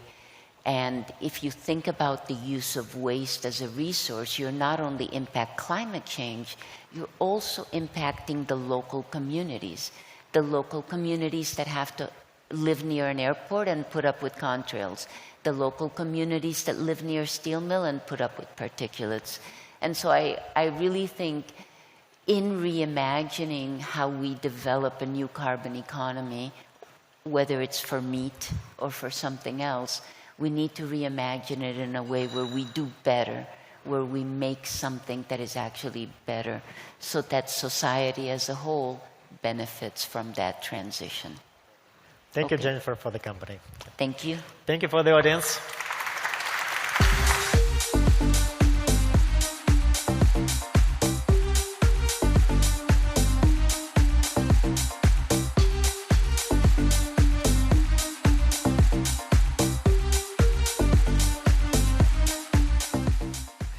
Thank you very much for that great conversation. I would like to now invite to the stage our speakers for a conversation on industrial innovation for deep decarbonization. Our moderator will be Brad Smith, Vice Chair and President of Microsoft, and our panelists will be Rob Nevin, CEO of CarbonCure, and John O'Donnell, CEO of Rondo.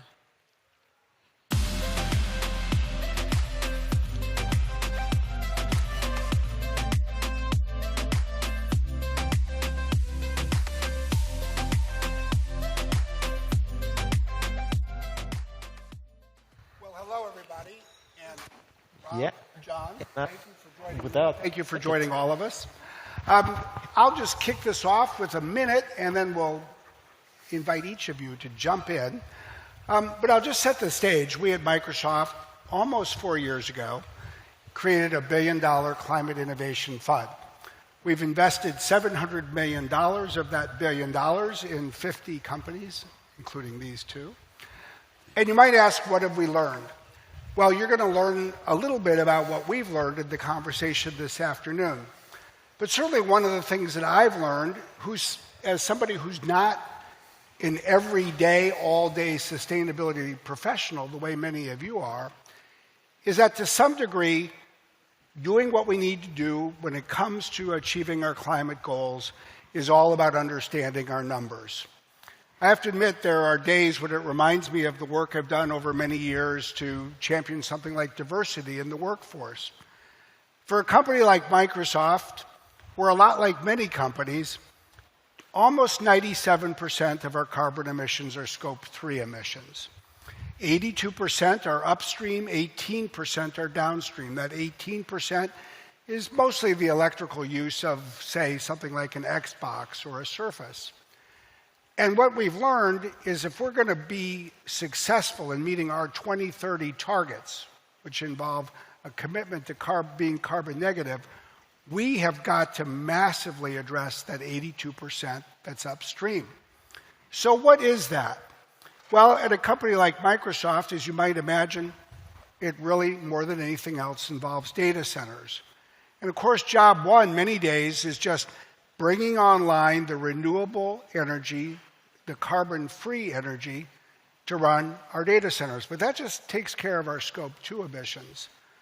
Our Scope 3 emissions are fundamentally about a few things.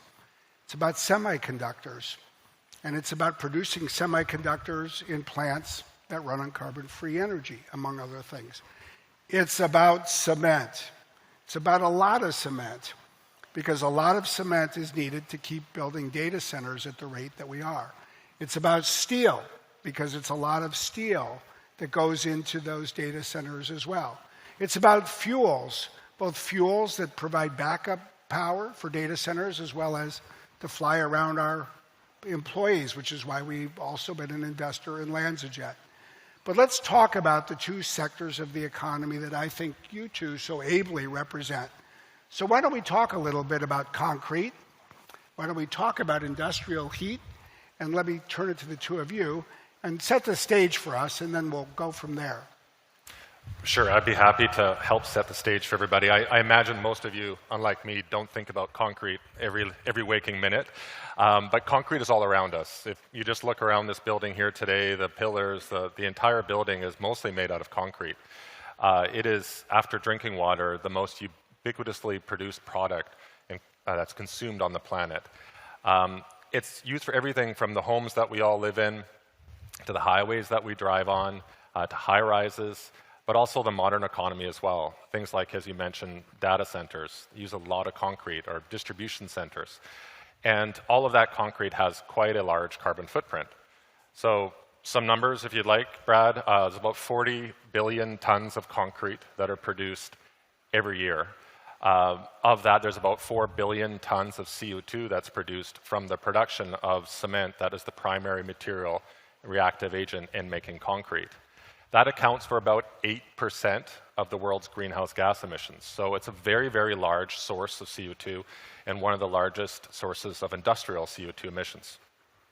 If you look down a little bit further, and I think this is where John and I play different impacts, is that the CO2 profile of cement is about 2/3 provided from this chemical reaction called calcination of breaking limestone into clinker, a subsidiary of cement. And the other third is a heat. John would impact the heat, and our technology is more focused on this calcination reaction. Yeah, thank you. And I'm really grateful for what Microsoft is doing. And we're working on industrial heat. For thousands of years, humans have used heat for making pretty much everything.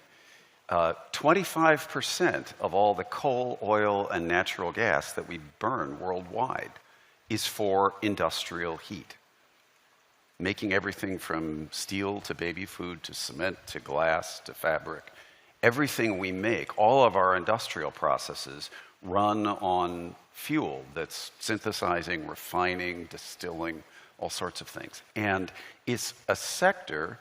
It's a quarter of all the world's energy-related carbon emissions, and it's the sector that people have said it's hard to decarbonize, because as we're switching to renewable energy, we're not competing with the price of electricity, which is made from fuel, so it's always more expensive than fuel. We're competing with the price of fuel, and most commodity materials are low margin, and in many of them, energy is a really large portion of the total cost of production.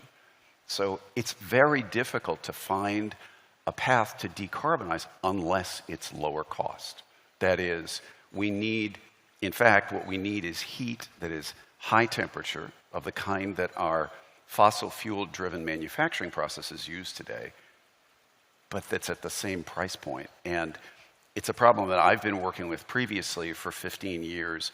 In previous ventures, delivered more than half of all the solar industrial heat that's running in the world, but we're just now at this major moment of opportunity where renewables are actually becoming cheaper than fuel.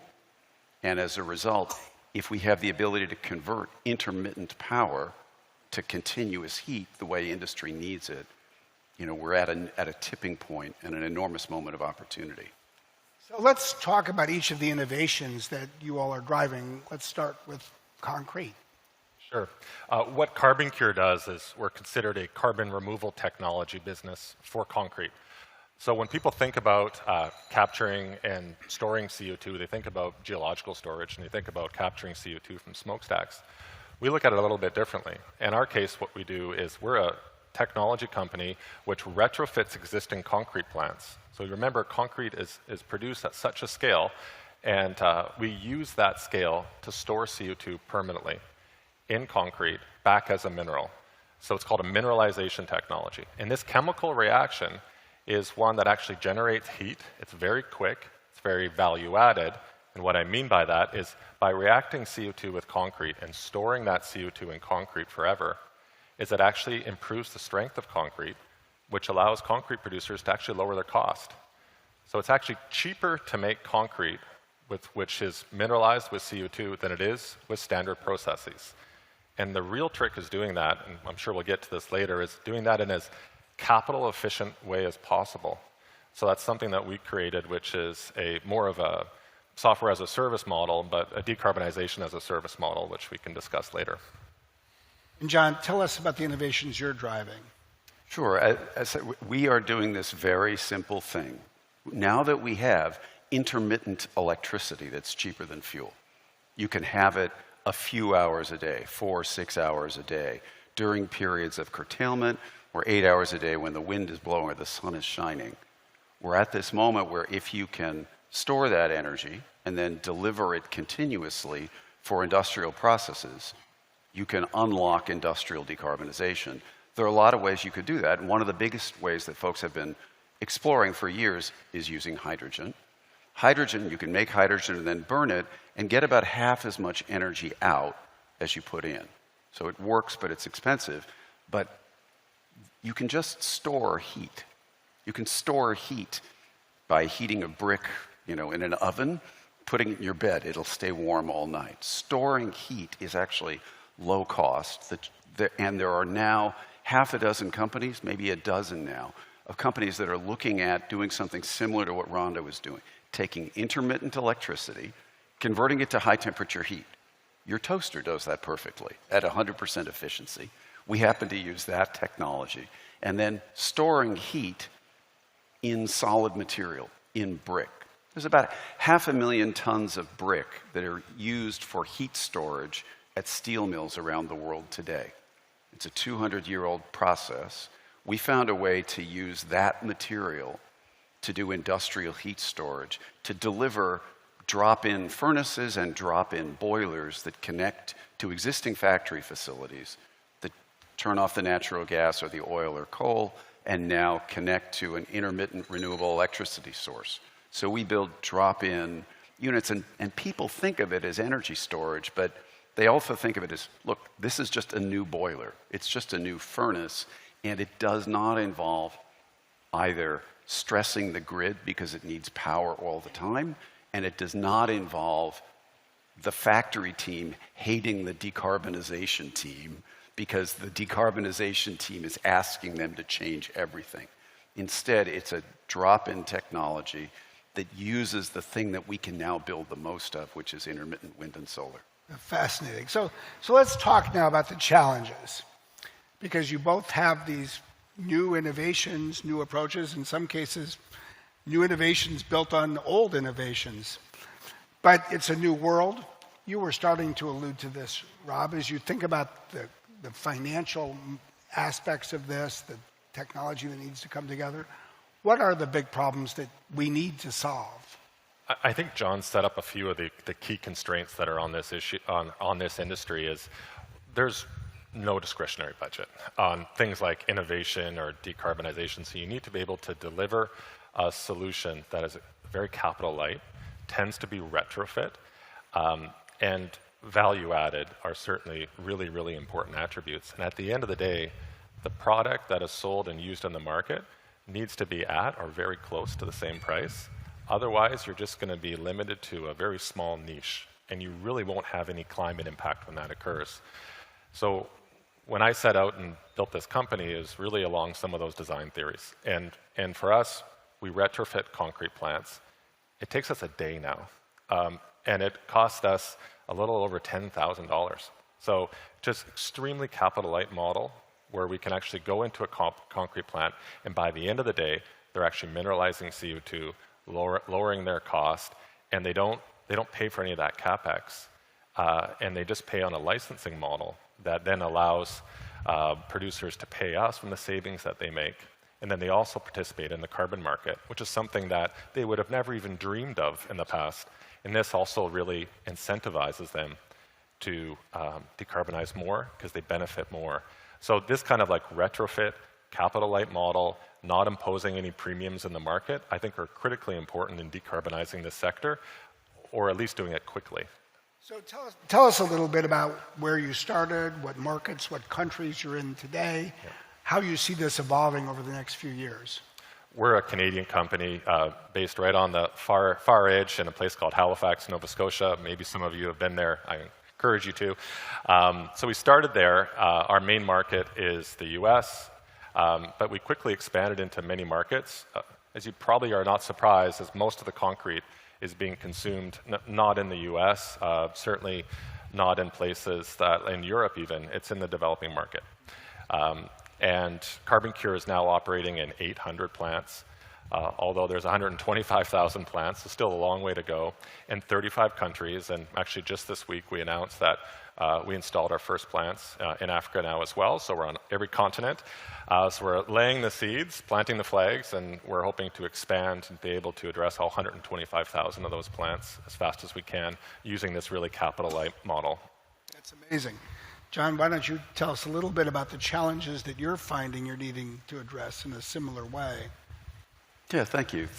So when we are replacing the combustion of fuel with electricity, what is the economics of fuel? What is the economics of electricity? That's the first matter. And what is the availability of electricity? To replace that 25% of world coal, oil, and world fuel combustion, it's going to be about 9,000 gigawatts, 9 terawatts of new wind and solar that ultimately need to be built to deliver about 6 gigatons of emissions reduction in transforming industrial heat onto renewables infrastructure. There are places in the world where there are excess renewables already, and we can be harvesting intermittent curtailment and go to scale just deploying renewables. There are places where electricity tariffs and regulations are the greatest obstacle to decarbonization. In many cases, we have a regulatory framework that was developed 100 years ago that needs some adjustments. So the answer is a little different in different places, but in common, I would echo something Robert said. The head of one of the metals producers recently said to me, look, our investors invested in us to be a metals and mining company, not an energy company. And the renewables infrastructure to repower this refinery is going to cost more than the refinery. We want energy as a service. We don't want to own all our renewables infrastructure. Now, of course, corporations have figured out how to do that in the electricity sector.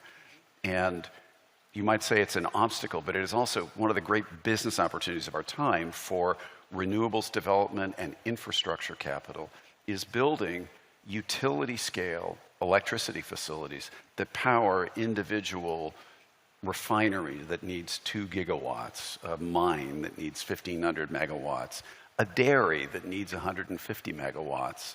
The scale of energy used by industrial facilities is such that there's a whole new type of distributed generation where it's not 100 kilowatts or 2 megawatts at a time, it's 20 or it's hundreds of megawatts at a time.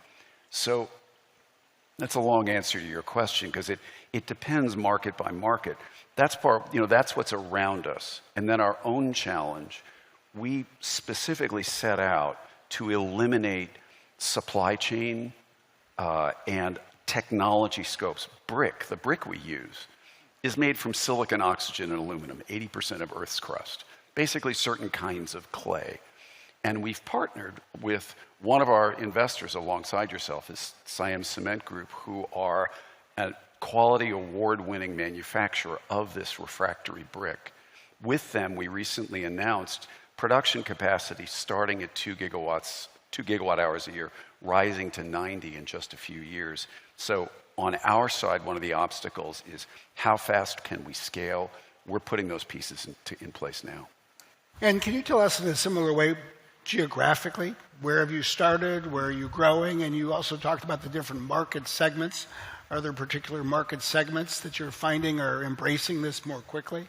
Yeah, good. So we started in California, and we are now operating what happens to be the world's highest efficiency energy storage of any kind. It's the highest temperature. It is at a fuel ethanol facility in California. The worldwide demand for sustainable aviation fuel is going to use tons of bio-derived fuel. About half the carbon intensity of bio-derived fuel is fossil energy that was used in refining it. We can set that to zero. We're part of the journey to zero for all of the lipid-based and the alcohol-based systems. And so fuels, food production, paper, chemicals, metals refining, so that includes copper, lithium, nickel, and aluminum. So there are a number of things. Today we have a project in operation and a large one in construction in California, and projects right now in 7 countries that have been signed and are starting through the development cycle. When you look beyond California and the United States, where are you seeing the fastest uptake? Right now, so Europe has been hugely affected by the gas supply crisis, along with the climate crisis as the entire world. I was in a session at the Munich Security Conference where President von der Leyen said, look, we're in 3 wars, the ground war, an energy war, and maybe a clean energy war with China. And we've seen tens of thousands of layoffs in Europe associated with the supply and price crisis of fossil fuel in Europe.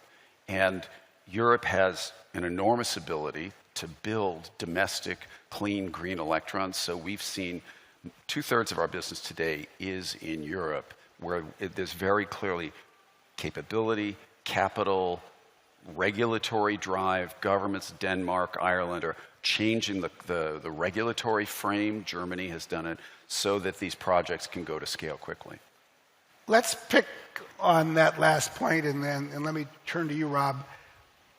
What would you like governments to do to accelerate what your goals are when it comes to concrete?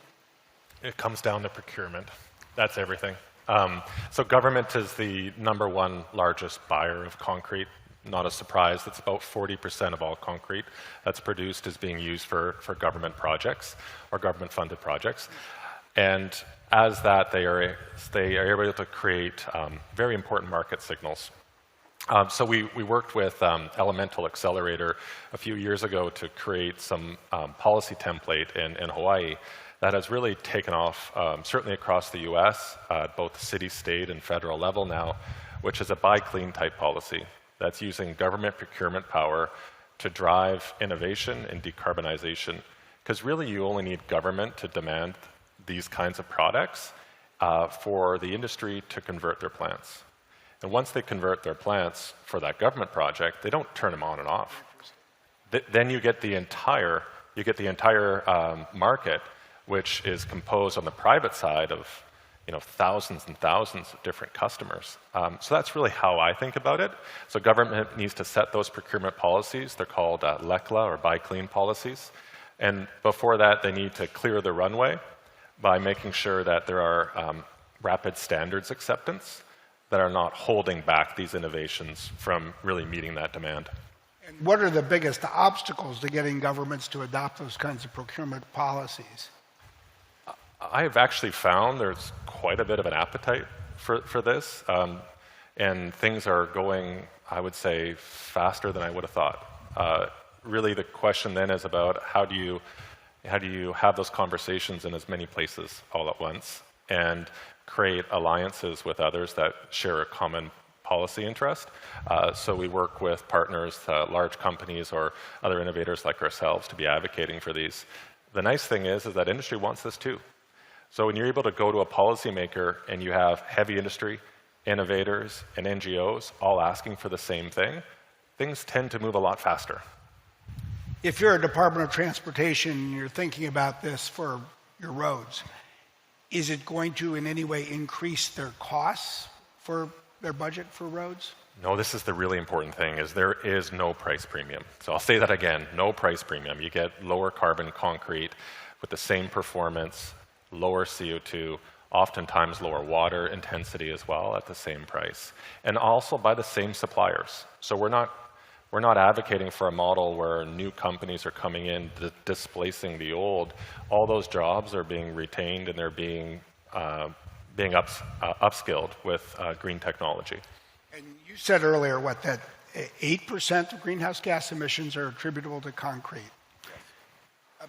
Imagine every government in the world, municipal, state and the federal society, national, by the end of 2025, adopting the policies you recommended.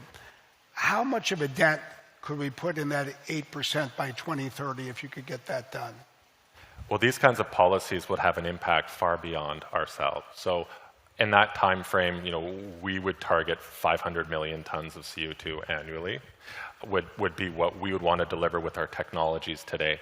But it would unlock, the Rondos of the world and all of the other technologies as well, because it's really driving the lowest carbon product will be the one, and those producers will be the ones that win those competitive bids. And it creates a competitive environment like we're seeing in places like Singapore right now that have created that kind of competitive dynamic where they're not competing only on price anymore, but it's on who can provide the lowest carbon product. I was just in Riyadh earlier this week.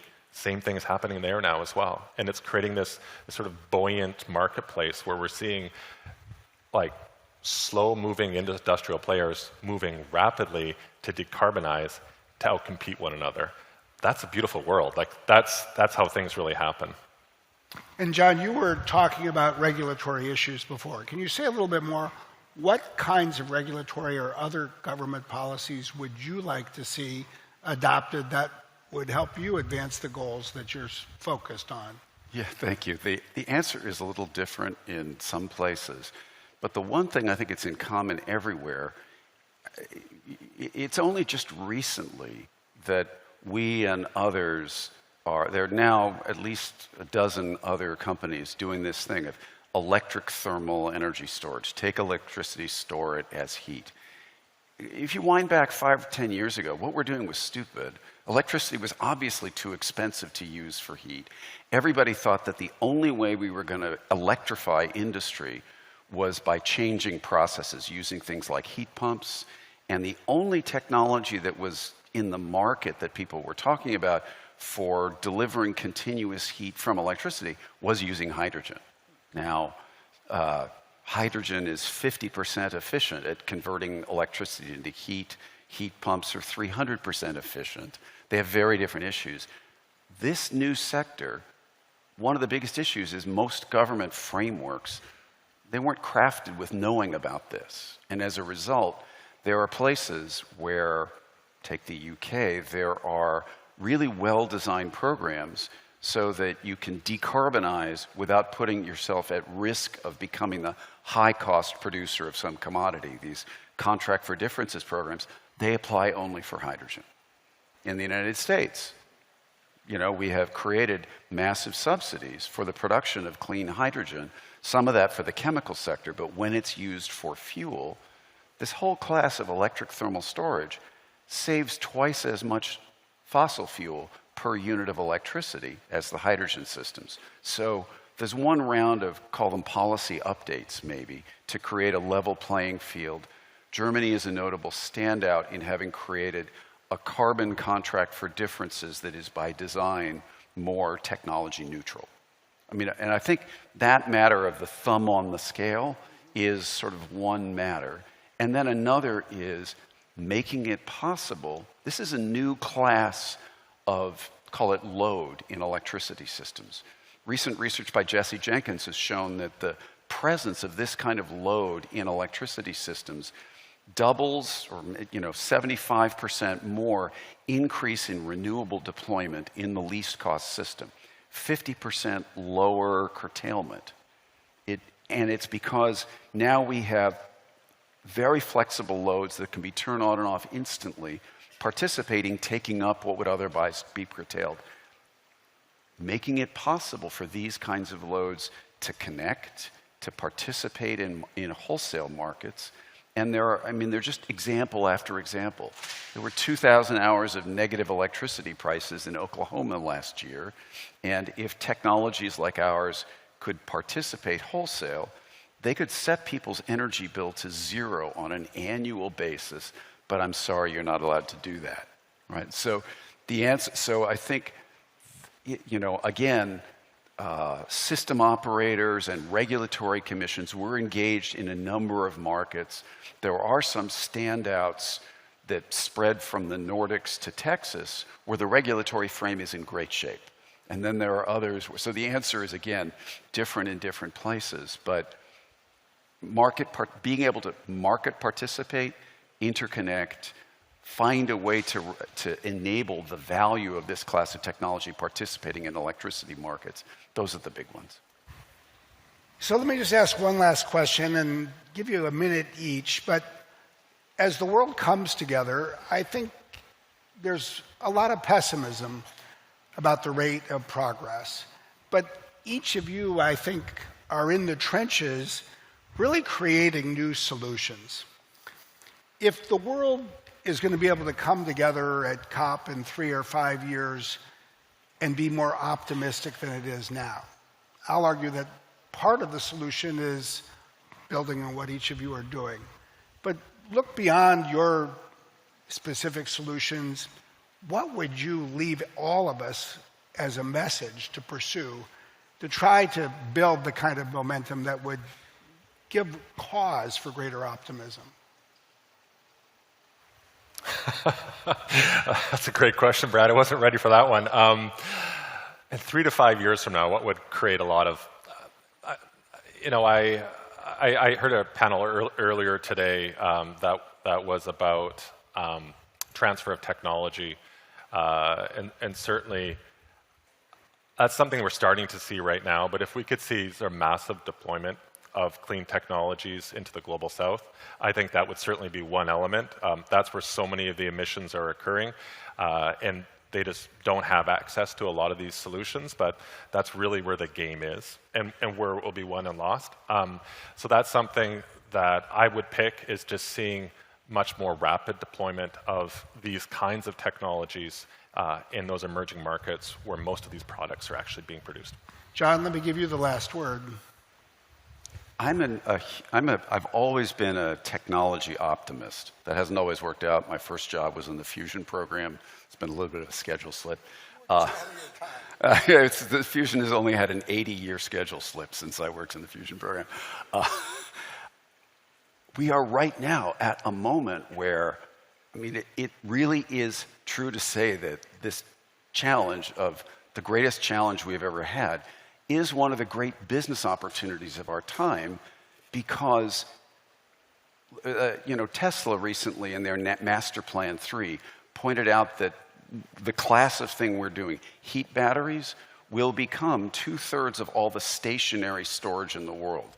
There will be twice as much heat battery storage as grid battery storage. There's going to be 40 terawatt hours of heat batteries powered by about 9,000 gigawatts of renewables. Building those, there will be economic tailwinds building all of that. There are giant opportunities for capital to be building infrastructure that delivers decarbonized energy at a lower cost than today, decoupling industry from carbon markets, from fossil fuel price volatility. And that was not true just a few years ago, right? Just in the last 15 years, the fundamental cost of wind and solar generation has plunged in the 90% to get us to this tipping point. And now we and others are entering the market with this class of technology that allows all that revolution to come to the industrial sector as well. So what people thought was the hard to decarbonize sector, it's opening right now. And I think over the next few COPs, we will see very rapid progress in this sector. Well, for joining me today, for what you two are doing every day, please join me in saying thank you to Rob and John. Thank you.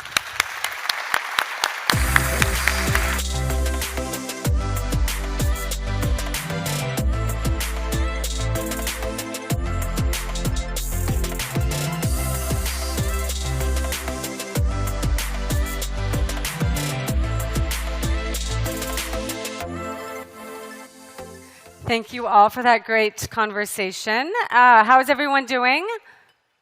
Good, good, good. Come on, a little bit more. Okay, great.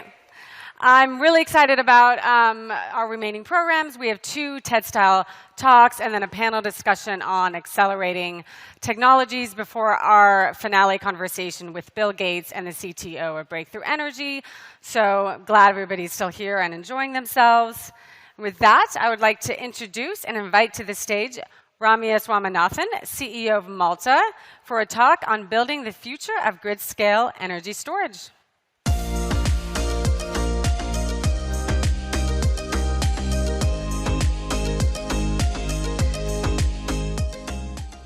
Thank you, Amy, and thank you to Breakthrough Energy for having me here today.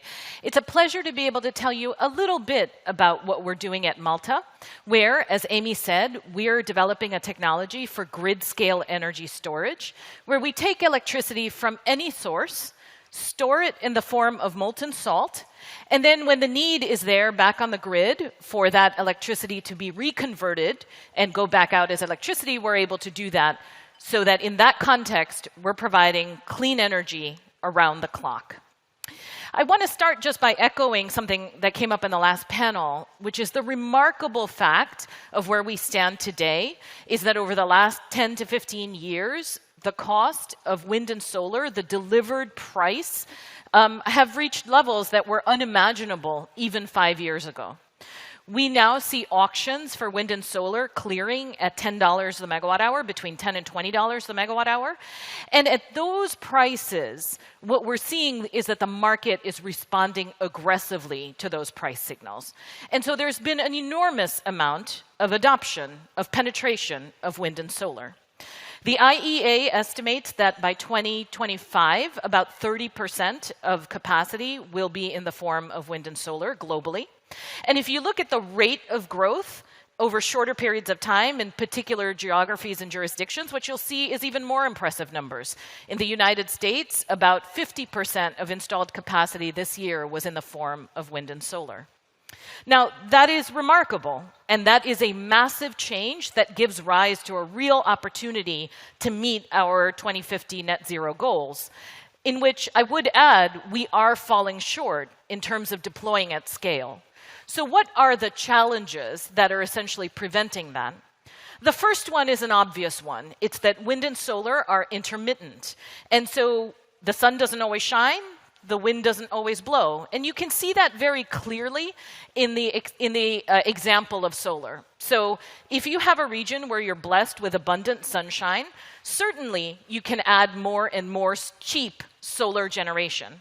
But what you're doing is stacking more and more generation in the same hours of the day. And so as day turns to night, you're not able to take that excess generation and meet either the evening peak or the overnight demand.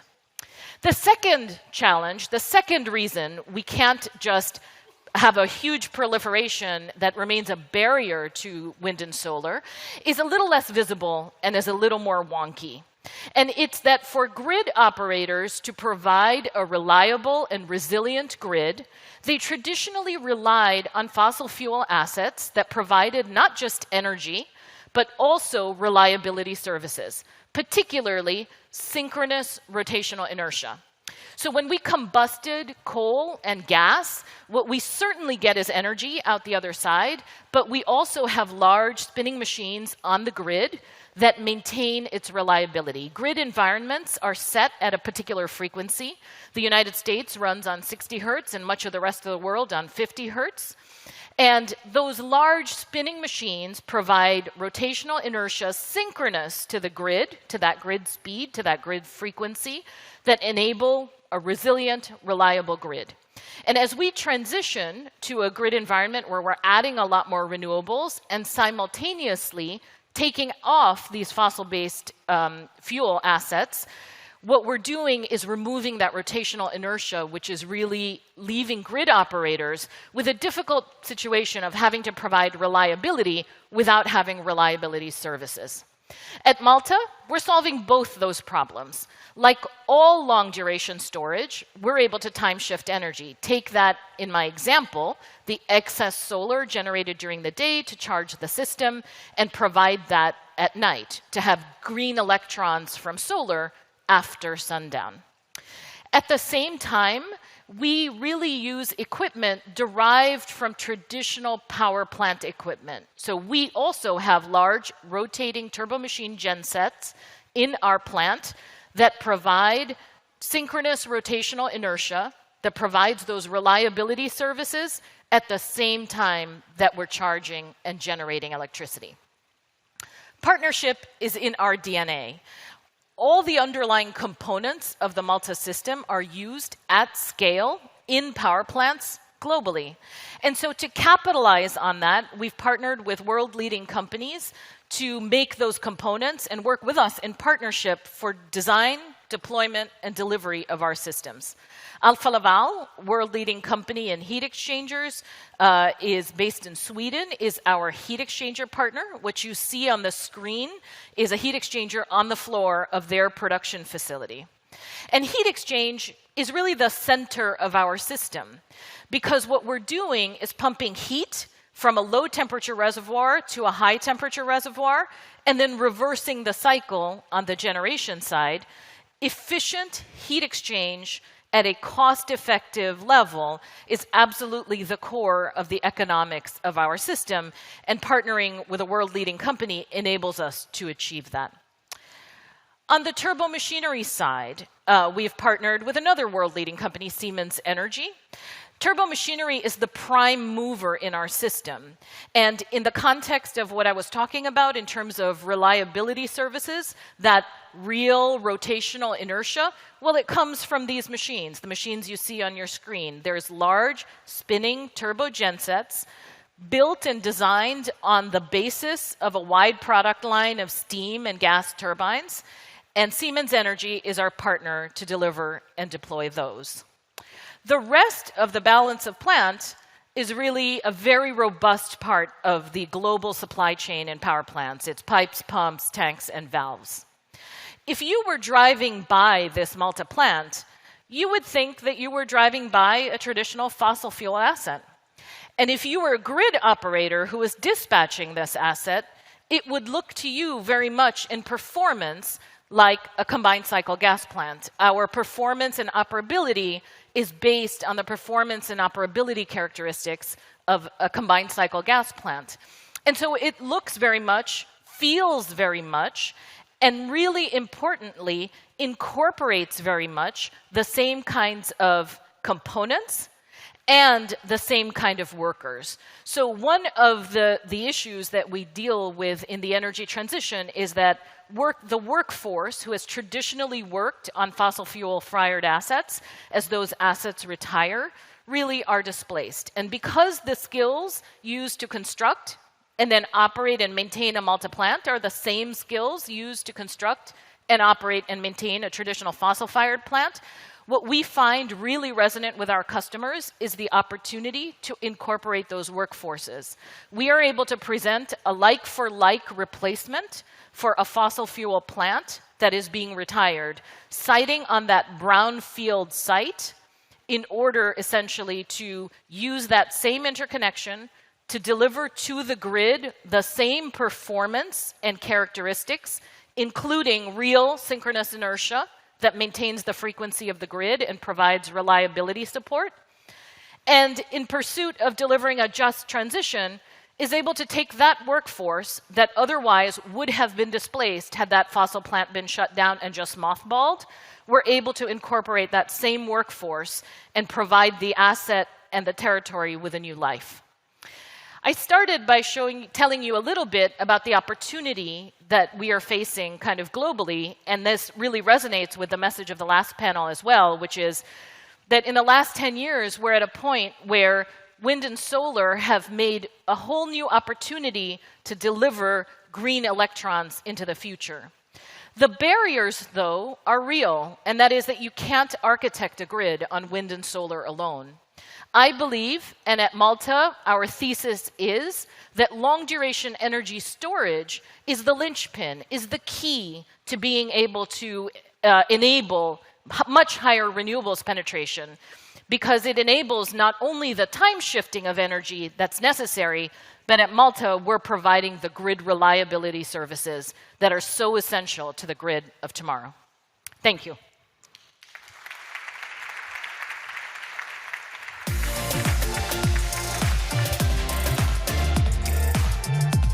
Thank you.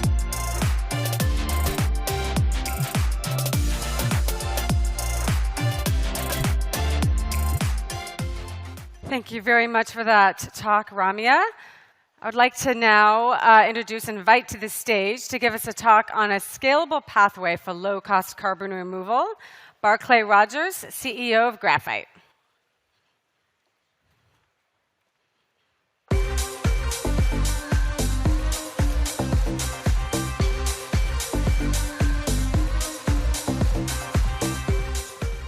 I will go now. Rogers. I'm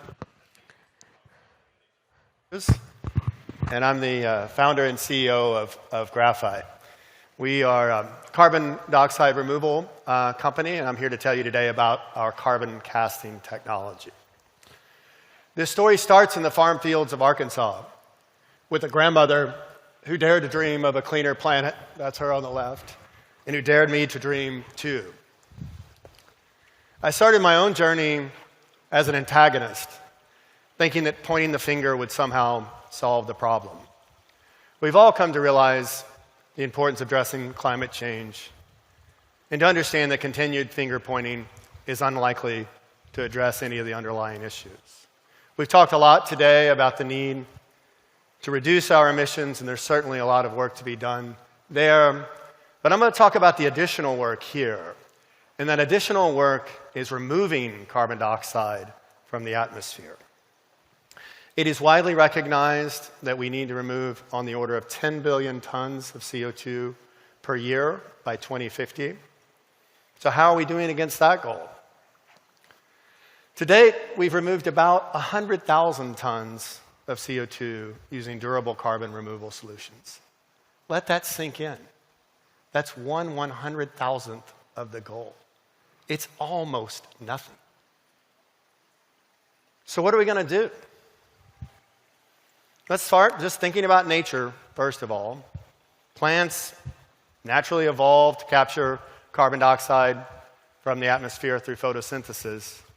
For this reason alone, almost any scalable carbon removal solution is going to involve plants.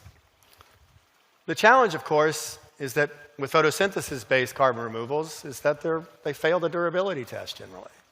What that means is they're either not measurable or they lack permanence. What might we do about that? Do we rely on engineering? And engineering exists to harness the forces of nature for the benefit of humanity. Think about it. We've been building dams for thousands of years to capture rainwater, to prevent floods and foster agriculture. Might we be able to similarly use engineering to keep the carbon captured by plants permanently out of the atmosphere? But I'm getting ahead of myself. Let's go back for a moment and imagine. Imagine if we had a carbon removal solution that was permanent. If we're going to address climate change, we have to take carbon out of the atmosphere for climate-relevant timescales. What does that mean? Generally means on the order of 1,000 years or more. In terms of carbon removal, a long-term measurable outcome will always be better than a short-term uncertain bridge. What if it also could be affordable? Let's go back into that 10 billion ton per year removal number. If we were to pay $1,000 a ton, that would mean we would spend $10 trillion per year on carbon removals. That's 10% of global GDP. It's just no way that's going to happen. What if it's also energy efficient? I mean, we've just heard many presentations today. It's like, okay, we're going to use renewable energy for this. We're going to use renewable energy for that. Right? We need renewable energy for many, many things in the transition to a low-carbon economy. And using a lot of energy for carbon removal will only slow our progress toward the ultimate goal. We need a carbon removal solution that uses as little energy as possible. And then finally, what if it could be scalable? We're simply running out of time. And most of the solutions we have face serious obstacles to scaling.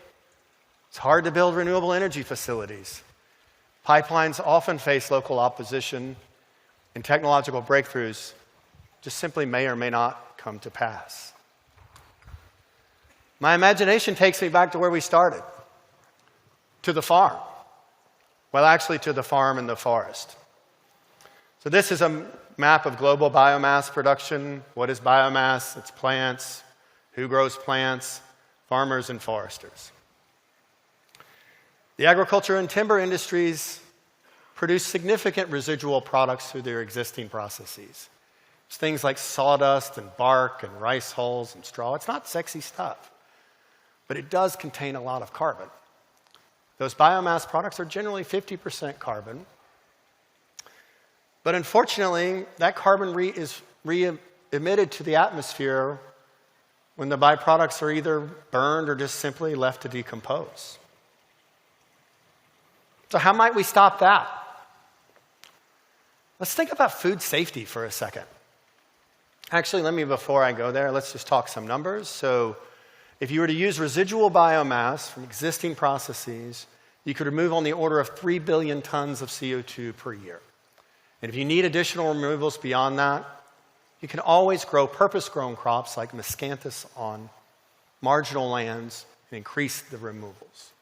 Okay? But again, the key is to stopping the decomposition of the biomass. Let's just think about food safety for a second. Okay? Engineers worked for decades in food safety. What are they doing? They're stopping food, which is just a form of biomass, from decomposing, or from spoiling, which is a form of microbial decomposition. So what are we doing at Graphite? This is our carbon casting process in a very simplified schematic. The first step in the process is to collect the biomass. How do we do that? By working with the parties I just mentioned, foresters and farmers, to collect their residuals. And again, we can use purpose-grown crops in the future if we need to. Next step in the process is to dry it. What breaks down biomass? Microbes. What do microbes need to live? Water. No microbes, no decomposition, no emission. Next, keep it dry. So how do we do that? We encase the carbon blocks, long-lasting, impermeable barriers, environmentally safe impermeable barriers. No water, no decomposition, no emission. And then finally, we store the blocks. Where do we put them? We put them in shallow underground storage sites. We do that basically for two reasons. One, so we want to get the blocks out of the environment, if you will. UV light and so on could break down the barrier, so we want them in sealed containers underground. But secondly, so we want to know where they are, right? And the reason you want to know where they are is so you can monitor them and ensure that there are no leaks. So what is Graphite doing? We're working with farmers and foresters to create a permanent, affordable, and scalable carbon removal solution. Through our proprietary carbon casting process, We seamlessly fuse nature's ability to capture carbon with reliability and durability of engineering, setting a new standard for carbon dioxide removal. I want to just pause here for a moment and acknowledge Jill Bixlin. So Graphite recently announced our first sale of carbon credits to American Airlines. Just want to thank Jill for believing in us, in the fact that we're going to make a dent in climate change. We're building our first facility in Pine Bluff, Arkansas. It's in the United States. 5,000 tons per year of removals coming from that facility. We're going to scale that to 50,000 tons per year before the end of the year. We have many other projects in the development pipeline. So my grandmother, she'd be proud. But she'd tell me it's time to stop talking and get back to work. Thank you.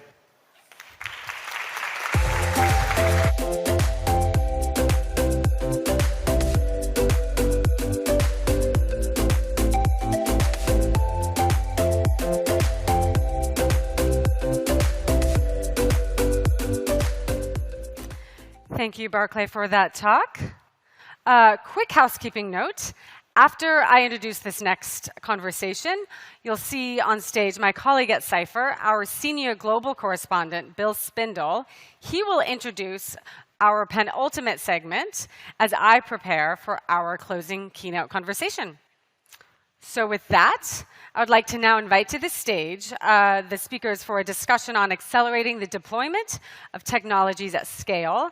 Our moderator will be Mario Fernandez, head of Catalyst at Breakthrough Energy, and the panelists will be Robert Schutzel, founder and CEO of Infinium, Olivia Brice, CEO of Region Europe and Power to X at Ørsted, and Claudio Spadassini, founder and CEO of Energy Dome.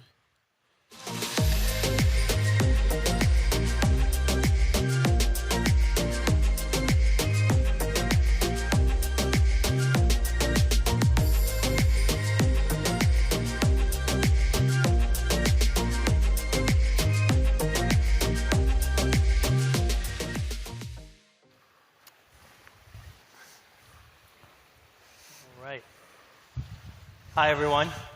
Very excited to be here. As Amy mentioned, I'm the head of Breakthrough Energy Catalyst, and I'm very glad to share the stage with these three people who have been working very hard to deploy technologies, which is, what Catalyst's mission is. How do we get new technologies to be deployed at large scales?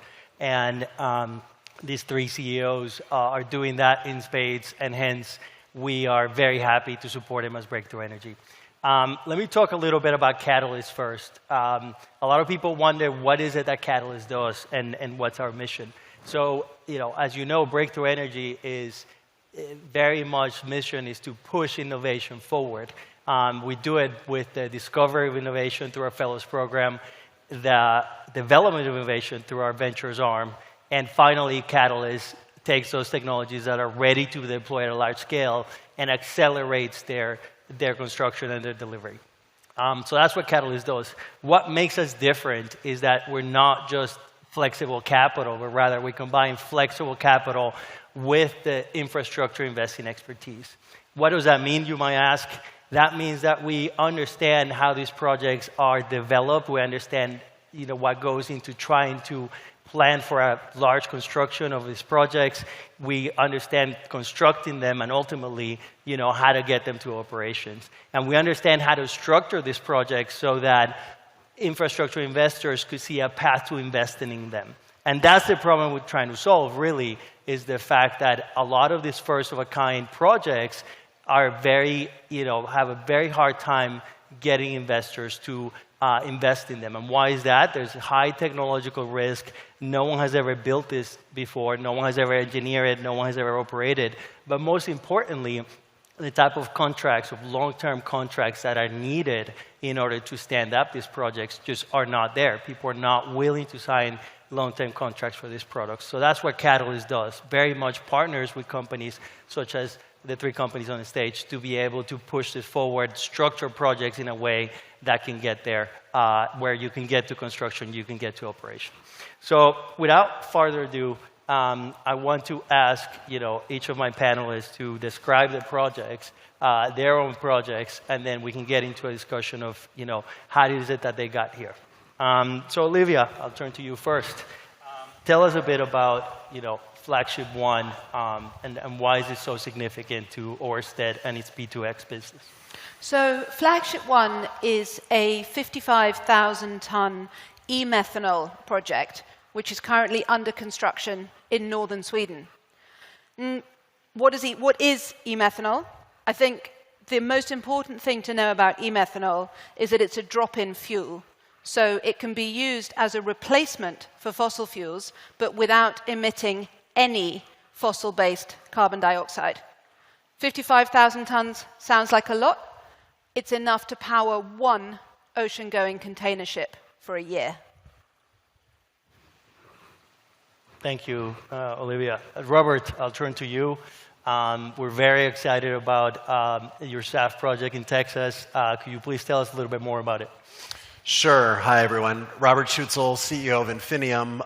So Project Roadrunner is an e-fuels project converting new renewable electricity and waste CO2 that's being emitted to the atmosphere today into sustainable fuels that are close to net zero carbon called e-fuels.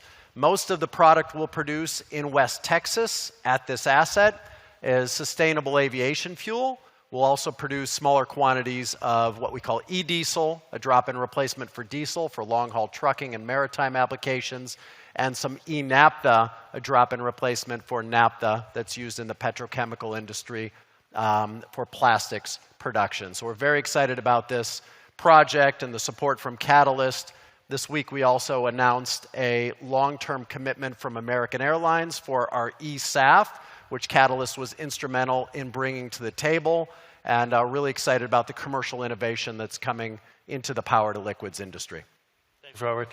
And last but not least, Claudio, if you could tell us about long-duration energy storage project in Sardinia. And by the way, you can see a common theme. We are in rural Sweden, we are in West Texas, and we are in Sardinia. Clearly, Catalyst likes very much remote places. So tell us about it, Claudio.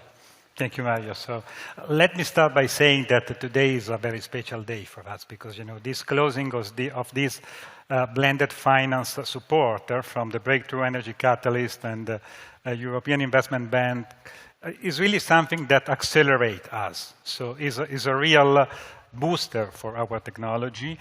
And that project that we are talking about is a long-duration energy storage project. So long duration, we mean 8 to 10 hours, which is what we need to shift the solar PV production from day to night.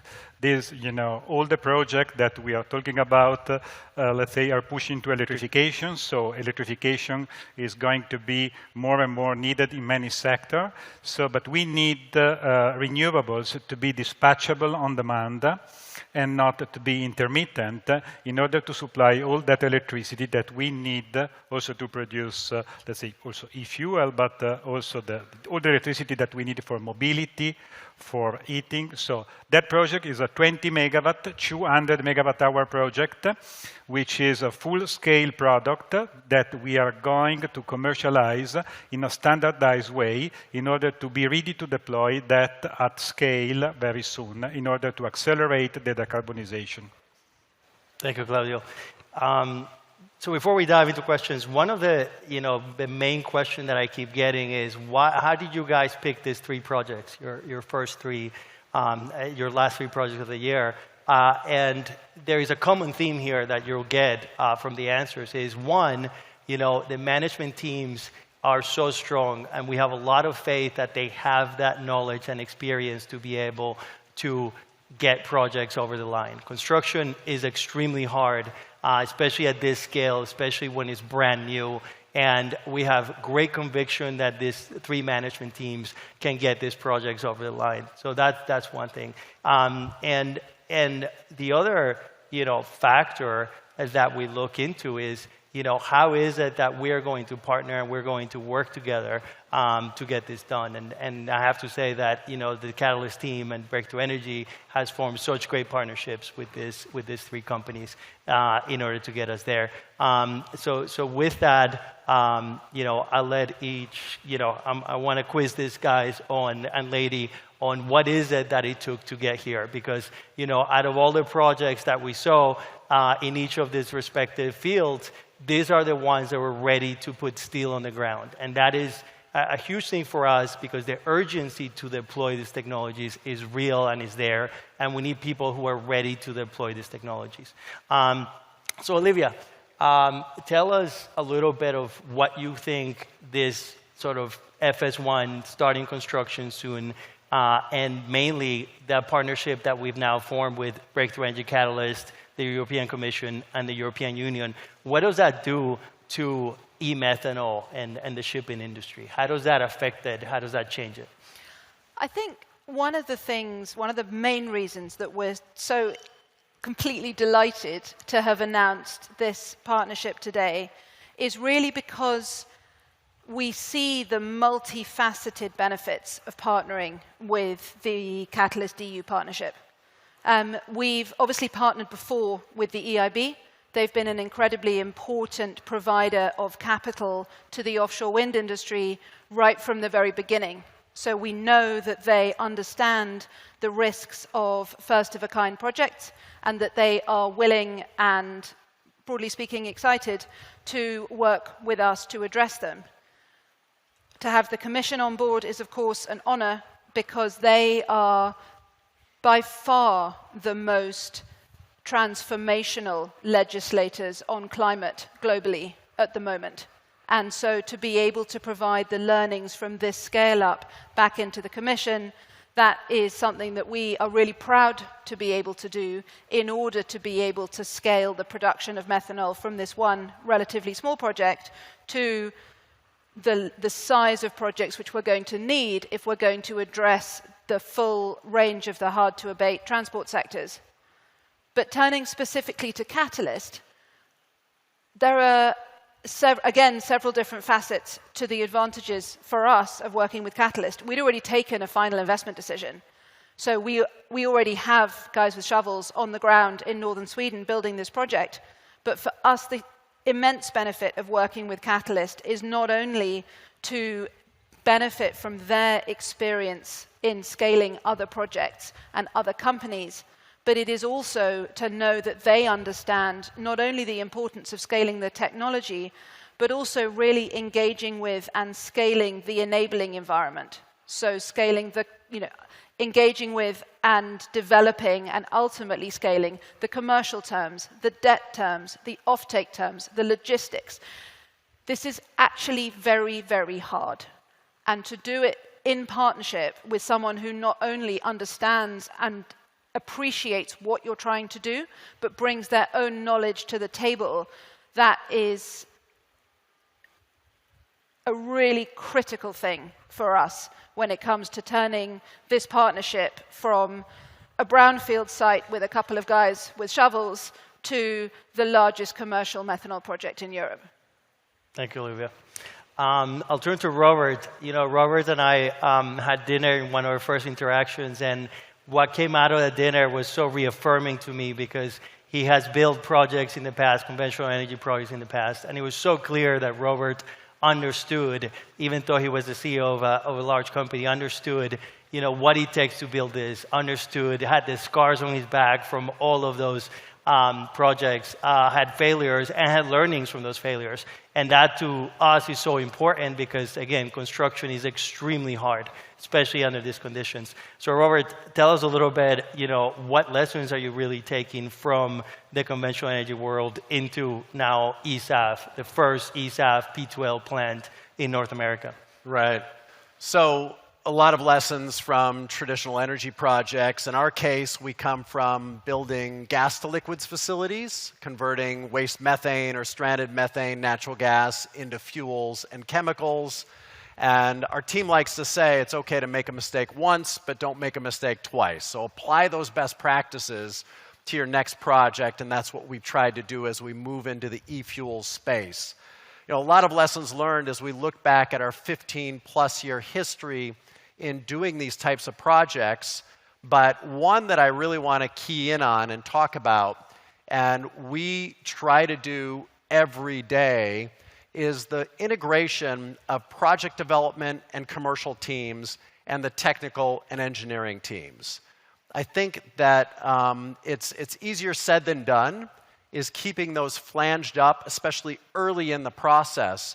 But in an emerging space like ours, e-fuels, which has shifting policy requirements, the IRA isn't fully baked yet in the United States, the EU and the UK ESAF mandates are still evolving, customer requirements are new to the customers and to the project. So that's from the commercial side. From the technical side, emerging technologies being applied to this first-of-a-kind project. So integrating the commercial, project development, engineering, and technical teams is really important from day one, and that's a recommendation I would make to our entire industry.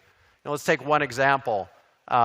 You'd wonder why the technical and engineering teams need to understand policy, right? Why isn't the policy team, the commercial team, work on that? Well, as that project evolves and policy shifts or a new policy comes to the table that would help with upside for the project, a better return for the investors, the technical team may need to apply certain conditions to that design as to apply to the policy. Customer requirements, for example, with American Airlines, the long-term offtake commitment that Catalyst helped bring to the table, have specific reporting requirements. We need to help Jill and her team to achieve the carbon intensity reductions, understand what carbon intensity reductions are being done at the plant. That requires instrumentation and technical implementation. And by the way, American Airlines is selling credits to Citi, who's come in on Scope 3 emissions, so we now have an ecosystem related to this. So integrating those teams is very important for project success. We see a lot of early climate technology companies that are really focusing on technology, but would recommend get project development expertise in-house early. Really understand what it takes to develop a project, the economics, the commercial requirements, and then applying that technology to that commercial case. That's going to help us all advance our technology development better, faster, and more effectively to get the returns that infrastructure investors need at the end of the day. And I would say, bring that back full circle to that lesson learned and our partnership with Catalyst. One of the things that we really appreciated about the team early on with Mario and the rest of the Catalyst team is their focus on commerciality. What is bankable in this industry? For all of us to be able to deploy projects to bring in the billions, tens of billions, hundreds of billions that are going to be needed to decarbonize the world, these projects have to be financeable by infrastructure finance. And that's the template that Breakthrough Energy Catalyst, Mario and his team, are bringing to the table to say, how does Roadrunner become project financeable, but not just for that project, but as a template for the many beyond that and a template for the industry. Thank you, Robert. And yes, shout out to American Airlines again for leaning in really hard into a space that I don't think no other airline has done, to committing to that 10-year offtake agreement, which is sort of the minimum term to be able to stand up this very large infrastructure project. So thank you to American Airlines, Jill. Great work there with your team. Last but not least, Claudio, you are the youngest company on stage, and yet you're sharing a stage with titans here, such as Ørsted. Tell us the challenges that you've overcome, as you're coming up in the past 3 years to now be ready to construct your first project. So we had quite many challenges, and I think that for sure, we had a lot of, let's say, permitting and authorization challenge in the last few months, because when a technology is not well known by the regulator and by authorities, it became more difficult. Even if it is a technology which has no intrinsic risk and which has no, let's say, nothing strange, but it slowed down the process, and that is one of the. But talking about the partnership with the Catalyst, I feel that the thing that we mostly appreciated is really, I feel, the holistic view of the Catalyst team that helped us very much, because we as a company at Energy Dome start from a group of people that has been and is very focused on the technology. So we are deep tech guy, we are coming from that experience, we have many years of experience there, and so we spent a lot to try to avoid any kind of bottleneck in the development of our technology, but really focusing much on the, let's say, on the technology and on the construction side. But the partnership with the Catalyst has, let's say, pushed us to consider also many other aspects, how to finance and how to make, as Robert was saying, how to make our project bankable and repeatable. So that has been a big push also in terms of how do we, let's say, moderate the risk on the market side. This is a lesson that I think, this partnership has helped us very much to try to see our first-of-a-kind project from another perspective. And this has been, to me, very, very helpful.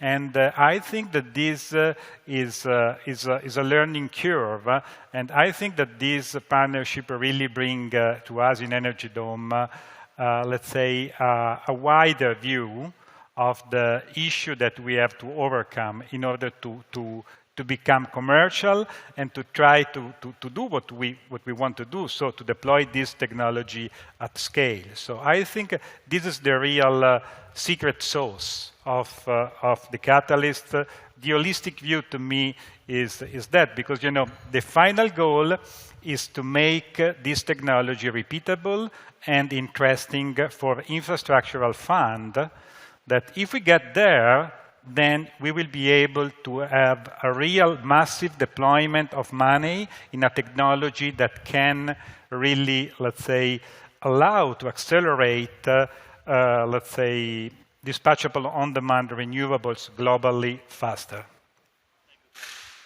And I think that is, Claudio, your point, and your point is very well taken, which is, we tend as a ecosystem in the technology world, we tend to underestimate how much it is going to take in order to scale up these technologies. The billions and billions of dollars of infrastructure investment that is going to take to get there, is not necessarily going to come from venture capital or growth capital. It needs to be from very large-scale infrastructure investors and project finance lenders. So again, Catalyst tries to do its best to be able to set these technologies up, not just for the first of a kind, but rather repeatable, scalable model for the business, which can then be invested on and attract the billions of dollars that are going to be needed. So with that, let's go to a rapid fire, and we can wrap it up. But I'm going to put you guys on the spot. Robert, why don't we start first? Where do you see your business in 5 years? So we start with our customers' goals in mind every day, and our customers have decarbonization objectives. Our company, Infinium, endeavors to supply significant volumes to our customers in order to help them meet their goals. That's target number one. Roadrunner's a start, but we have 12 projects globally beyond that, totaling about 1 billion gallons a year in total e-fuels production, and our goal is to get as much of that under production as possible. And with that, hopefully we're one of the players that helps to set a template for infrastructure finance to come in to climate technology projects. That's what we're all going to need, is this template where, again, those tens of billions, those hundreds of billions are coming into all of our collective technologies to decarbonize, and we hope to be one of those that helps to show the infrastructure arena and the debt players that these can be financeable and profitable projects. And we have a bit more time, so we can be a little bit more long-winded. Olivia, where do you see the P2X business in 5 years? It's a great mistake to tell me I can be long-winded. I think, where would I like to see the world in 5 years? I'd like to see it back on a 1.5-degree pathway, which is absolutely not where it is today. And we know that we have the technology to get it back on that pathway. And we know that it takes two things. It takes the tripling of renewables capacity over the next decade. We have all the technologies we need to do that. And it takes the rapid scale-up of the projects that all of us and the rest of your ecosystem are developing. Again, we have the technology we need to get back on that pathway. What we need is deployment at scale. So how do we get from where we are today to where we want to be in 5 years? For me, that's actually a lot about the enabling environment. It's about implementation of the IRA, implementation of the EU's ambitious goals, so that we know what the playing field actually is. It's about demand, like American Airlines. It's about demand coming to the table and working in partnership with projects such as this one, so that we can scale. You know, we can't, these are not plug-and-play projects like renewables. These are projects which require creative commercialization from offtake as well. So we need offtake to be part of that conversation, to be part of that journey. And I think if we and then the final two things I would say, one is safety. Safety is absolutely critical if we're to scale this industry as quickly as we need to. And the second thing is infrastructure. We need hydrogen backbones, not only in Europe, but also in the US. We need ways of moving these fuels around the world. So over the next 5 years, what I really want to see is that enabling environment coming together as we and my fellow CEOs not only execute on these first projects, but actually get well on the way with our second and our third, and we can watch the industry come with us. That's what I want in 5 years. Thank you. No, and it's a great point, Olivia, and it's a point that we at Catalyst definitely take to heart, is the fact that we can't do it alone. These companies cannot do it alone. It takes the whole ecosystem. It takes many players, including governments, including industry, corporates, to be able to push this forward. And that is the role that we try to play at Catalyst, which is bring others in and draw others to be able to push this forward. So great points, Olivia. Claudio, tell us a little bit more about. I think that the long-duration energy storage market, the market where we play, is a technology-constrained market. So the solutions which are available today are not enough to make, let's say, the step forward that we need. And again, I hope that in 5 years, we, as Energy Dome, we will be able to deploy the CO2 battery at a scale that will help to accelerate and to unlock this market, which is, let's say, technology constrained. In order to do that, again, I feel that another lesson learned that, let's say, with the Catalyst, I think is that we need to focus very much on the market. We need a global market in order to get there. We need to really to try. It is difficult for us in Europe to play in a market where Germany is very different from France, is very different from Spain or Italy, where we are trying to play. So this is a thing that we cannot do nothing, alone. But the Catalyst, with this joint venture with the EU, is really doing a lot to let's say, to make clear that this is something that we need. And if it is possible transatlantic, even better, But at least in Europe, I'd like to see something which is going into the direction of a common market. This could accelerate our deployment really significantly, and I think this is something that we need to work on that, because there are other markets in the Asia Pacific where they do this in an excellent way, and that is one of the reasons they are overdriving us. So this is something that we have to learn, and yeah, this is the path forward. So again, very happy to work together and try to make this to happen. Thank you. No, and that's a great point, Claudio, the fact that, at Breakthrough Energy as a whole, we do try to bridge that transatlantic, ocean, and that's what we're trying to do, and hopefully your technology does scale up across the world. So with that, there's a lot of innovators out there. We get hundreds of projects coming to us and trying to, get to the seat where you are. Wondering if you could, very shortly tell us if one of those innovators came to you and say, give me one, piece of advice that I could do in order to get to where you all are, what would that be? And Claudio, why don't we start from you and we come back this way? I'm a believer in the fact that, let's say, you need to be really expert in the sector you want to innovate. So to me, let's say the knowledge is the basis.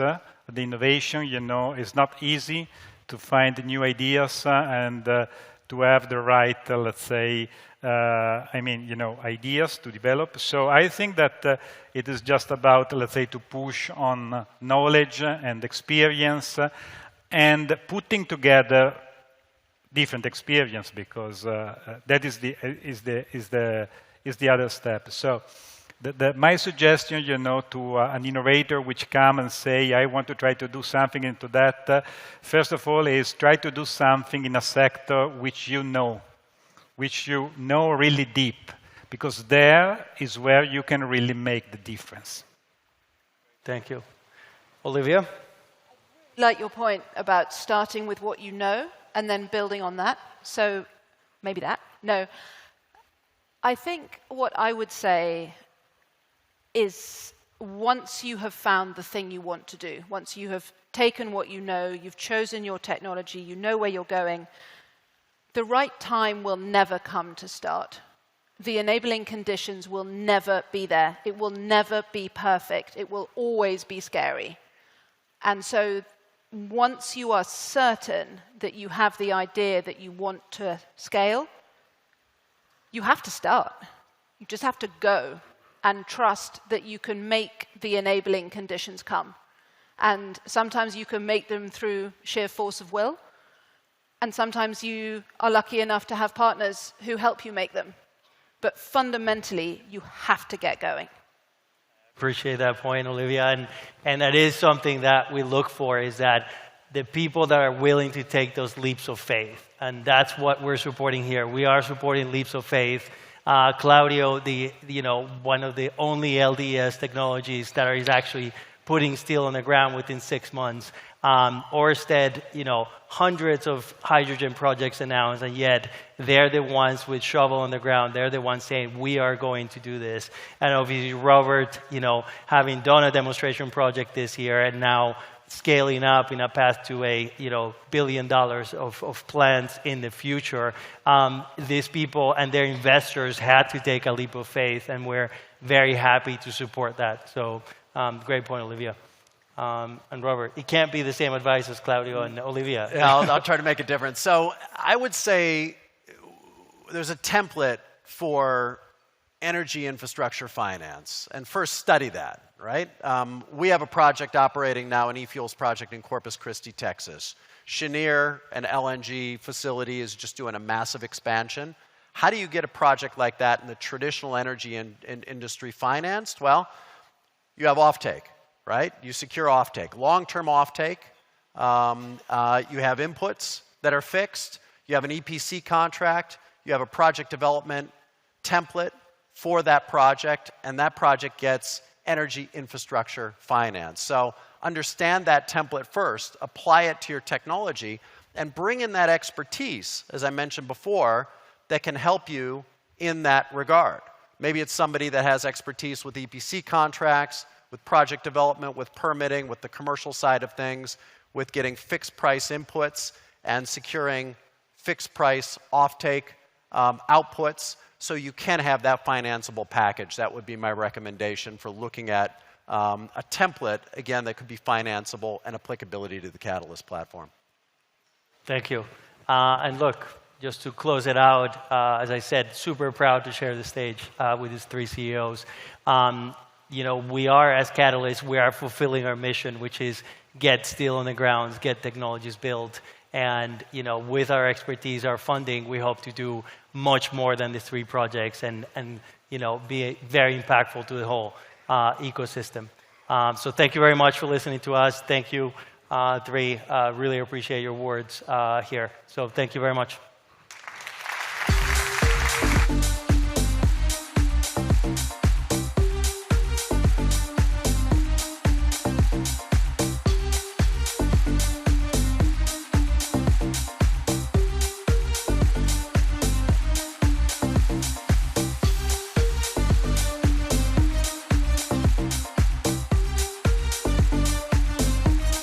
Thank you very much. That was fascinating. I'm Bill Spindle, the Senior Global Correspondent for Cypher. I'm filling in for Amy here very briefly.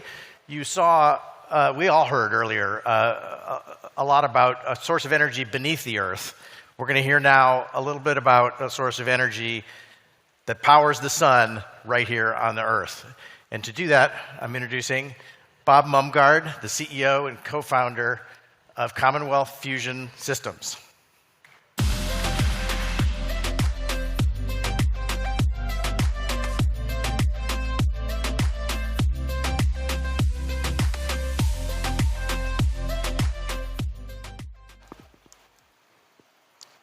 Okay, there we go. Now for something completely different. So we talk a lot about energy today. We talk about using resources. We talk about how we're going to consume things that are in the ground, how we're going to consume things that fall on us from the sky. But actually, 99.9999, just keep going, of all the energy in the universe comes from one reaction. On Earth, the reaction we're usually choosing to power things is a reaction that makes CO2, about 50 gigatons a year of CO2. But outside of Earth, out in the stars, is a reaction that's the fusion reaction. It's the most prevalent reaction in the universe. It's a reaction that lasts for giga-years. So what these are pictures of the oldest things that we can see. This is a picture from the James Webb Space Telescope. And those are galaxies that are about 10 giga-years old. And those stars and those galaxies last about 5 giga-years. And in that process, they convert mass to energy about 200 million times more efficiently than CO2. So if you were using a fusion process to power your life for your whole life, the amount of energy, the amount of fuel that you would use would be in the water bottle that you got when you came in. Your whole life, all your flights, all your stuff, your impact would be a water bottle. That's the power of we could actually take this reaction from the stars that, oh, by the way, also built every single atom that we are and that we are around, that reaction and actually make it work on Earth. This has been a dream for a very long time. And I'm going to tell you about where we are in that path. And why we think it might be interesting to keep innovating right now as fast as possible to make this an option for the climate. So that reaction takes the lightest elements, isotopes of hydrogen, combines them together and makes helium. And it does that in a way that only consumes grams at a time for an entire power plant. The way you would actually do it on Earth is you can't really have a star. Stars are too big to put on a planet, sort of the other way around. Instead, what you have to do is you have to build a machine that inside of it creates the right conditions for that reaction. Those conditions are very, very hot, like 100 million degrees, like 10 times hotter than the sun. We actually do that, like on Earth today. There's about a dozen machines today that do that. They also have to create the conditions where they can insulate it really well so that it doesn't take a lot of heat to drive the reaction. So you don't have to use a giant furnace to light your star. We actually do that pretty well too. And these machines, they come in all different flavors. They all kind of have the same characteristic. they, at the heart of them, create this reaction and a plasma. We have to invent plasma physics, and we've done that over the last 60 years. The machine itself kind of looks like a boiler. It's like an aerospace thing that we manufacture. And the output of this is heat, high temperature heat, lots of it, like hundreds of megawatts, gigawatts of heat. That heat could then be used to drive a turbine, make electricity. Could be used to go into an industrial process, to power an industrial process. And what we've been doing across the whole world, scientists at national labs and universities, is for the last about 60 years, we've been building generations of those machines. And we've been getting better and better at the conditions that are needed inside them. And we're now just at the point where those conditions are starting to make more power than they take to run and are starting to look like the conditions you would have in a power plant. And so I'm the CEO of Commonwealth Fusion Systems, which is a startup company, but it's about $2 billion and about 700 people that's trying to, for the first time, build a commercially relevant fusion machine to make these conditions in something that looks like a power plant. And that machine is this. This is not a computer rendering. This is a photograph. This is a photograph from a couple weeks ago of our site in Devens, Massachusetts, about an hour outside of Boston, where it's been out of MIT. This site, 2 years ago, was a forest, sort of a leftover forest from an army base. And this building that you see in the foreground is a prototype power plant. It's a machine housed in the middle and supported by wings of industrial equipment that is designed to show that you can, at a commercial scale, push a button, make that reaction occur, and make many times more power out by converting E equals mc squared than what you put in. And about 10 times power out over N. And to do that at about 100 megawatts of heat. So at the level of a small gas plant. Importantly, this is about 70% scale of what a commercial power plant would look like. And each of those wings has equipment that's made by people that build LNG plants or build solar inverters that power that machine. Supply chains that are already in place, built by a regional constructor, not a specialized EPC. This is a technology that if you get it to work, it could scale. Because ultimately, you're about building things that you could replicate. At scale, this would be somewhere around a 400 megawatts electric machine. In the background is a factory to make the parts. Right now, they leave the factory and they turn left and they go install here. But in the future, they'll turn right and go install the first commercial plant. If we zoom inside that machine, that hall, this is the middle. This is where we're starting to install this fusion machine. This is a machine we call Spark. You can see a render it on the wall. That's not real, that's a picture. But we're actually manufacturing those parts. And in the next 3 or 4 months, we'll start to install it in the middle. And in about a year and a half, it'll look like the lower right. So those parts are made in a factory. They're made in a factory on that site that produces, from inputs of steel, the things that are needed to build that machine. Those things are mostly sort of conventional materials, but put together in novel ways. And that's the really exciting thing about fusion, is because it basically doesn't use any fuel, it's all about how you build it. It's how you put it together. It's how you make it better and better and better every time you build it. And this is a team that's composed of people from places that do that. People from commercial space, people from automobile manufacturing, creating an entire new industry of how you build fusion machines. And the reason we're confident this fusion machine is going to be able to make more power out than in is because it's at the end of a long roadmap. A roadmap that started in 1920 when people first realized how the stars worked. And that led to a whole series of machines that got better and better and better. And on the left here is a machine at MIT that actually got pretty close to more power out than in. It's now been bested by a machine in California that actually did get more power out than in. Raise your hand if you heard about that. That was a machine called NIF last year. So that shows you that we can use supercomputers to simulate these conditions. We can then go build a machine based on those designs, and then we can recreate them. The next thing that happened, which is a theme here of fusions relying on a bunch of technologies that are coming together, is this was a magnet. These machines are oftentimes large magnetic bottles. They sort of bottle up the star stuff using very strong magnetic fields. And this magnet was a magnet that we built 2 years ago that, for the first time, using materials that won the Nobel Prize, created magnetic fields that were twice what we were able to do on Earth before in any sort of form factor like this. This is magnetic fields that are like 20 Tesla.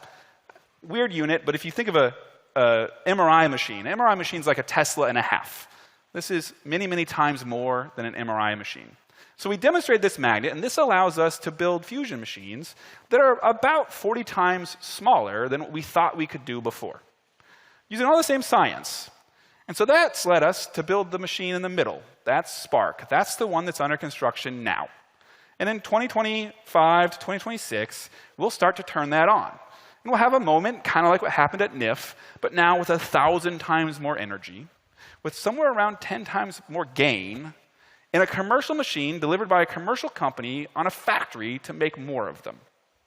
And that sets up the machine on the right. This is a machine we call ARC, a commercial power plant. It's the same basic idea, the same basic parts. It's a little bit bigger. The subsystems are about the same size. And that would be a 400 megawatt electric plant, or about a gigawatt if you were to use the thermal power. That's the same size as like a large combined cycle gas plant or a coal plant. And in fact, you could install that at those types of sites. And today, we are actually looking, boots on the ground, boreholes going down, for a site to build the first generation of this plant. We hope to start that in the second half of this decade. And this is a really exciting sort of roadmap that's happening in fusion, but it's not just happening here. There's other fusion companies. There's over 70. There's government projects, large ones, government backing that's happening. So people are watching this space. And it's going through a series of milestones. And I wanted to leave you with what to watch for. Because certainly today, you cannot go buy a fusion power plant, right? But what are the signals about how it's going to happen? Where's it going to be? Where are we in sort of ways that we understand? And so here's a series of milestones. It's sort of wonky. I'm an MIT plasma physicist, so I have to put numbers on these things.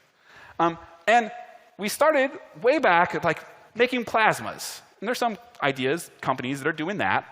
And then, can you get them hot, 100 million degrees? That's sort of like balloons.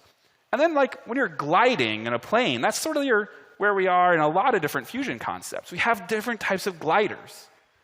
And then you build something that has all the parts in it, that does what you want it to do, like the Wright Flyer. That's what NIF is. That's what Spark is. That's a machine that you look at and you say, yeah, I understand what that looks like as a power plant. It's not there yet. And the next step, the step that is happening in things like ARC, that people are thinking about, is how to turn that into the first commercial product. And it won't be perfect. It'll be sort of like a plane that we looked at today and say, well, we could do better, and we will do better, but it's good enough to build some of, many of, and build an industry on. That's what's next. That's making electricity from fusion. And the US, the Department of Energy, has a goal to have that machine running in the early 30s. And that matches a lot of the commercial timelines and some of the other international parties. And finally, we'll get better at building these machines, just like we did in aerospace. And that could be the basis of an entire industry, an industry that could have long-lasting impacts on how we think about ourselves and our relationships to our environment.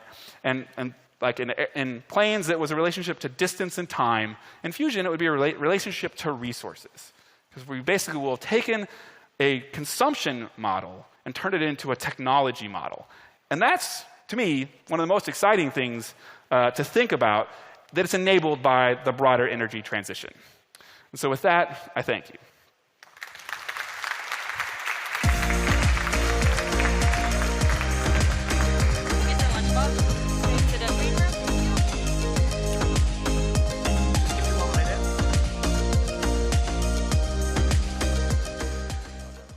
Thank you, Bob, for that talk, and thank you, Bill Spindle, for stepping in.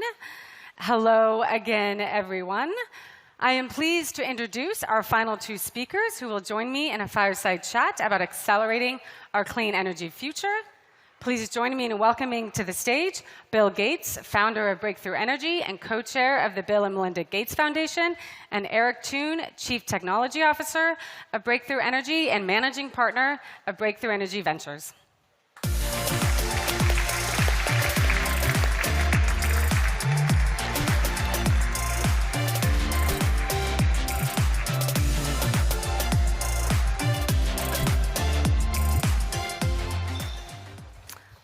Bill and Eric, thank you very much for being with us today.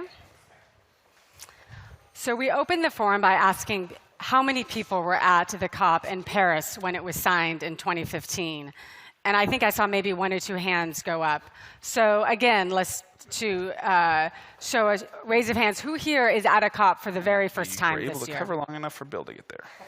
Yep, see, look at all those hands. And I think that's a testament to where we are at today.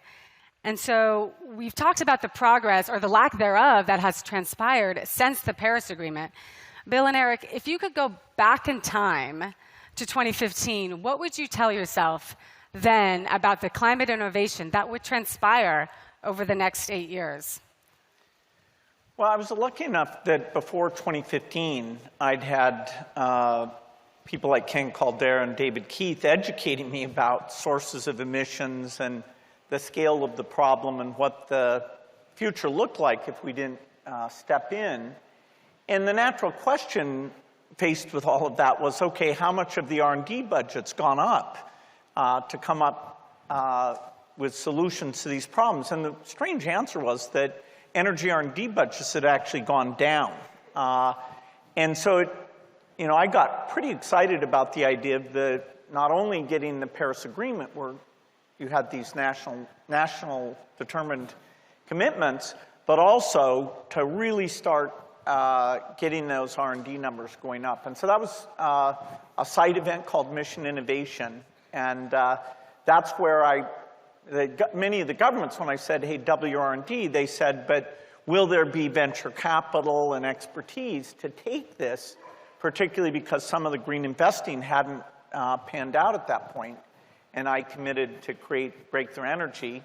Luckily, the next year I hired Eric, and he started to build the team of people. Eric, if you could time travel back to 2015, what would you tell yourself then? I think there's probably 2 things that I would want myself to know. The first is just how hard and just how long it takes to deploy technologies meaningfully at scale in this space. And I think that's something that I understood intellectually coming in here, but to actually do it, to watch our companies grow and to watch our companies start to deploy and to realize just how hard it is, just how long it takes. That's certainly one thing that I would want to sort of bash myself over the head with.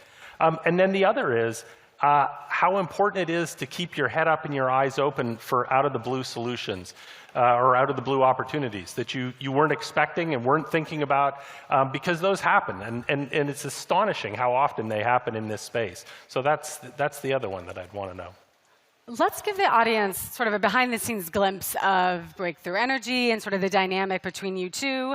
A fun fact is this is actually the first time the 2 of them have ever been on stage together. So I think we are having a real treat right now.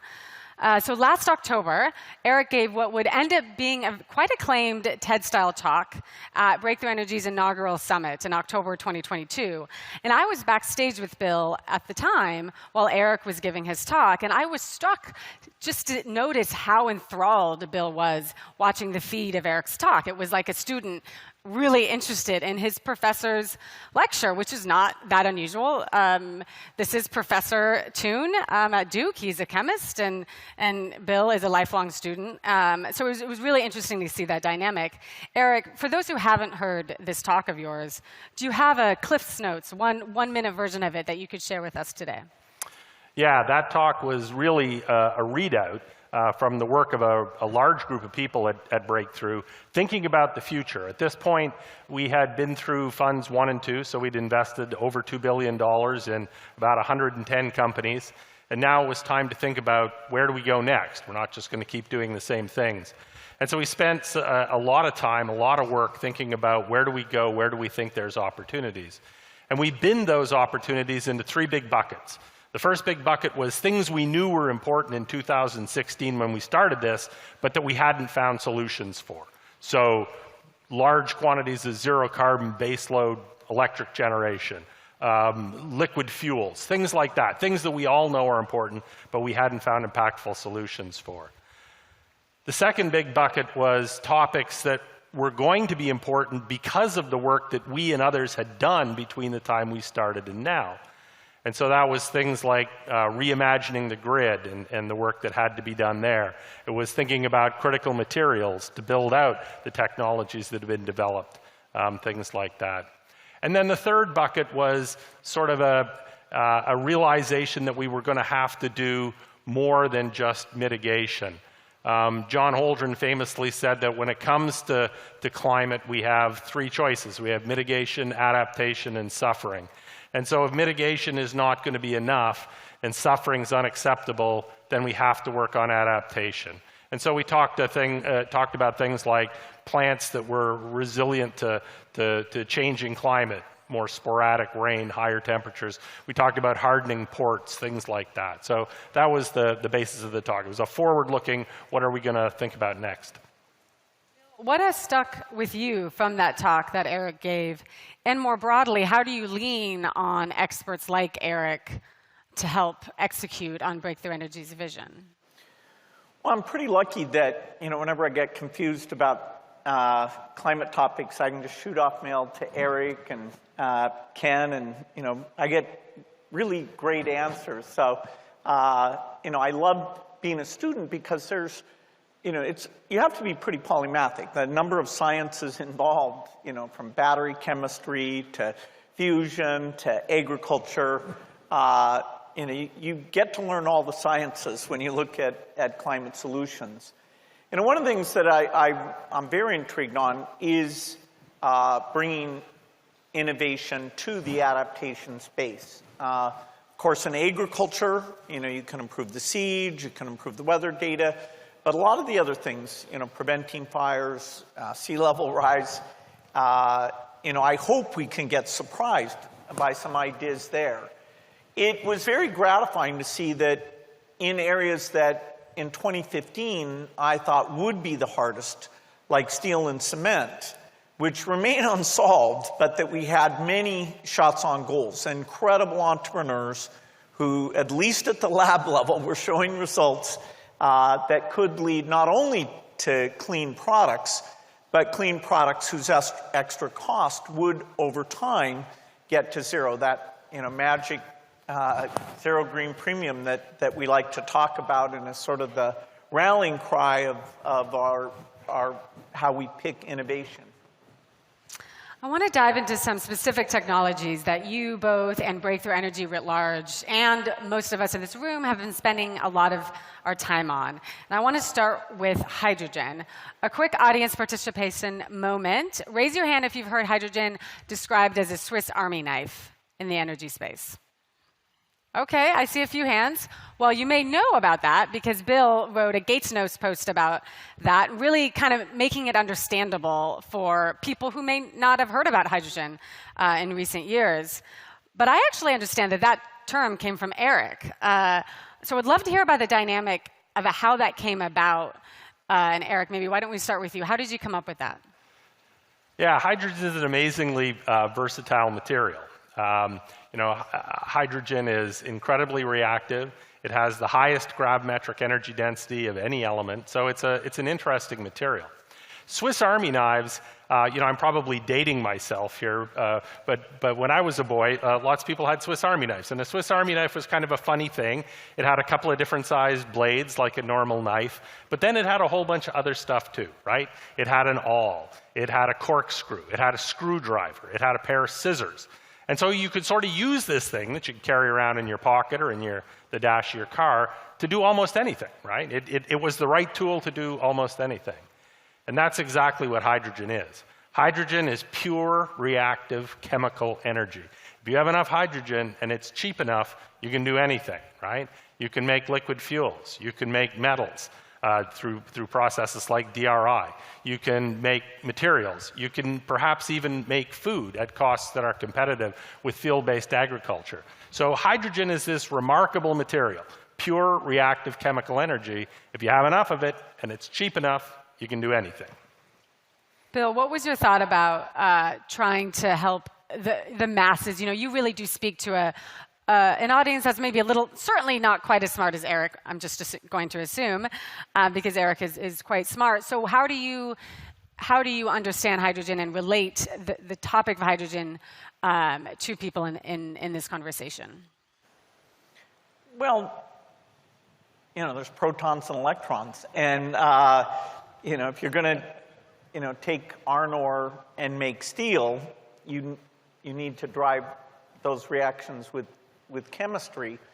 The reason that topic came up was that as we looked at industrial emissions broadly, which seemed so daunting, and I would say there was the least activity there before 2015 of all the areas of emissions, the idea that we'd have to go one by one, okay, here's plastic, here's paper, here's potash. It was fascinating to see that in some cases electrification would work for industrial processes, and in many others, cheap protons would work. And in fact, for some areas, we have companies who are pursuing using electricity and some who are pursuing hydrogen as the key input. You know, if you make carbon capture and hydrogen cheap enough, you can literally complete the fuel cycle. Now, you know, we're not there on either side. The hydrogen side is not there. The CO2 side isn't there. But that would be one phenomenal milestone in the climate battle, as if you could make reasonably priced hydrocarbons that was based on carbon that had recently come out of the atmosphere. And so, you know, where we are today with green hydrogen and where we might be able to get to, it's very exciting to see how this unfolds. And in fact, almost every country I go to nowadays, they say, hey, we're going to be the leader in green hydrogen. And I say, wow, this is great. One of you will be. So it's interesting. You wrote that Gates Notes post just a couple of years ago. And in fact, we're entering a new frontier in hydrogen. And a quick raise of hands. Who here has learned anything about geological hydrogen? Okay, a decent amount of hands. I know both of you are excited about that. Eric, tell us why we should be excited about geological hydrogen. Yeah, in 1987 in Mali in North Africa, a group of people were drilling a well for water. That well went down a little over 100 meters and it exploded. They assumed that they had drilled into natural gas, and so they plugged the well, went away. 2012, some folks came back to open that well to extract the natural gas. Started pumping the natural gas out of the ground and went, wait a minute, that's not natural gas, it's hydrogen. And it was, in fact, pure hydrogen coming up out of the ground. Since that time, that particular group's drilled about another 30 wells in the area and has found hydrogen in a number of those wells. Since that time, folks have discovered hydrogen coming up out of the ground in a variety of places. People knew that hydrogen came up in the ground in certain places around the world. So, in fact, the original Olympic flame in Turkey that's been burning for 3,000 years is hydrogen. It's not natural gas. People knew enormous amounts of hydrogen came up, for instance, out the Mid-Atlantic Rift in the Atlantic Ocean. But the idea that you could drill hydrogen out of the ground was an entirely novel idea. And this turns everything we know about hydrogen on its head. All the textbooks, the Wikipedia page, there's folks from Wikipedia here, you can fix it. Go look, they say hydrogen is not a primary source of energy. Hydrogen is an energy carrier. This turns that notion on its head. Hydrogen is, in fact, a primary source of energy that you can get out of the ground.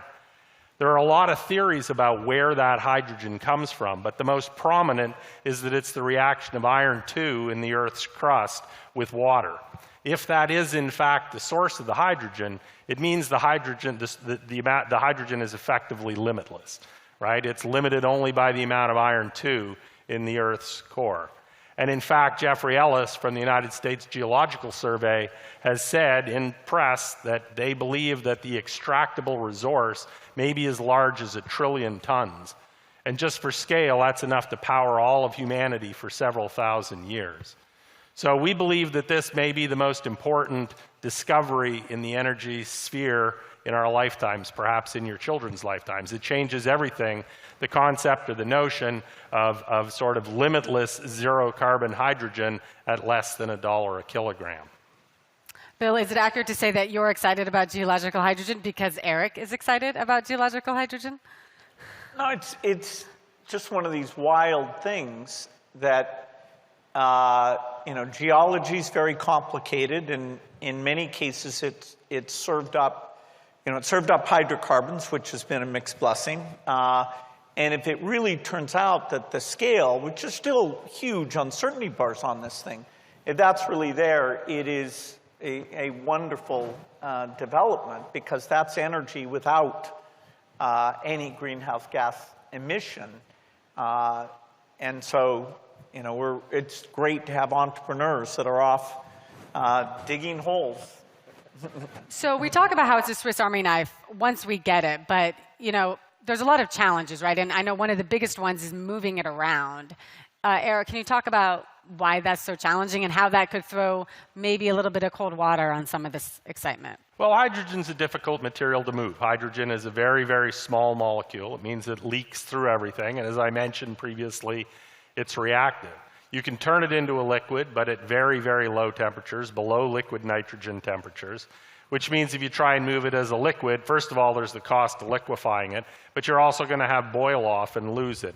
Hydrogen is not a greenhouse gas itself, but it is an indirect greenhouse gas. It scavenges oxygen-centered radicals that break down methane in the atmosphere.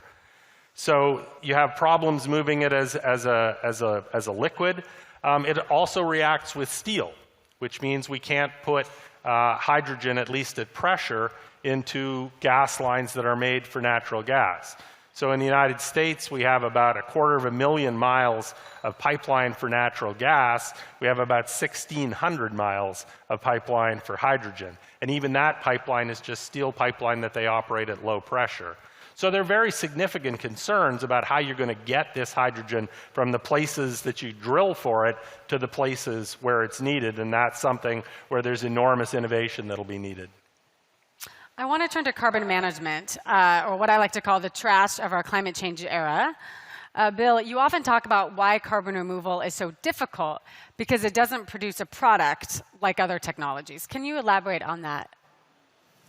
Yeah, so the concept of the green premium is to outcompete the dirty way of making things.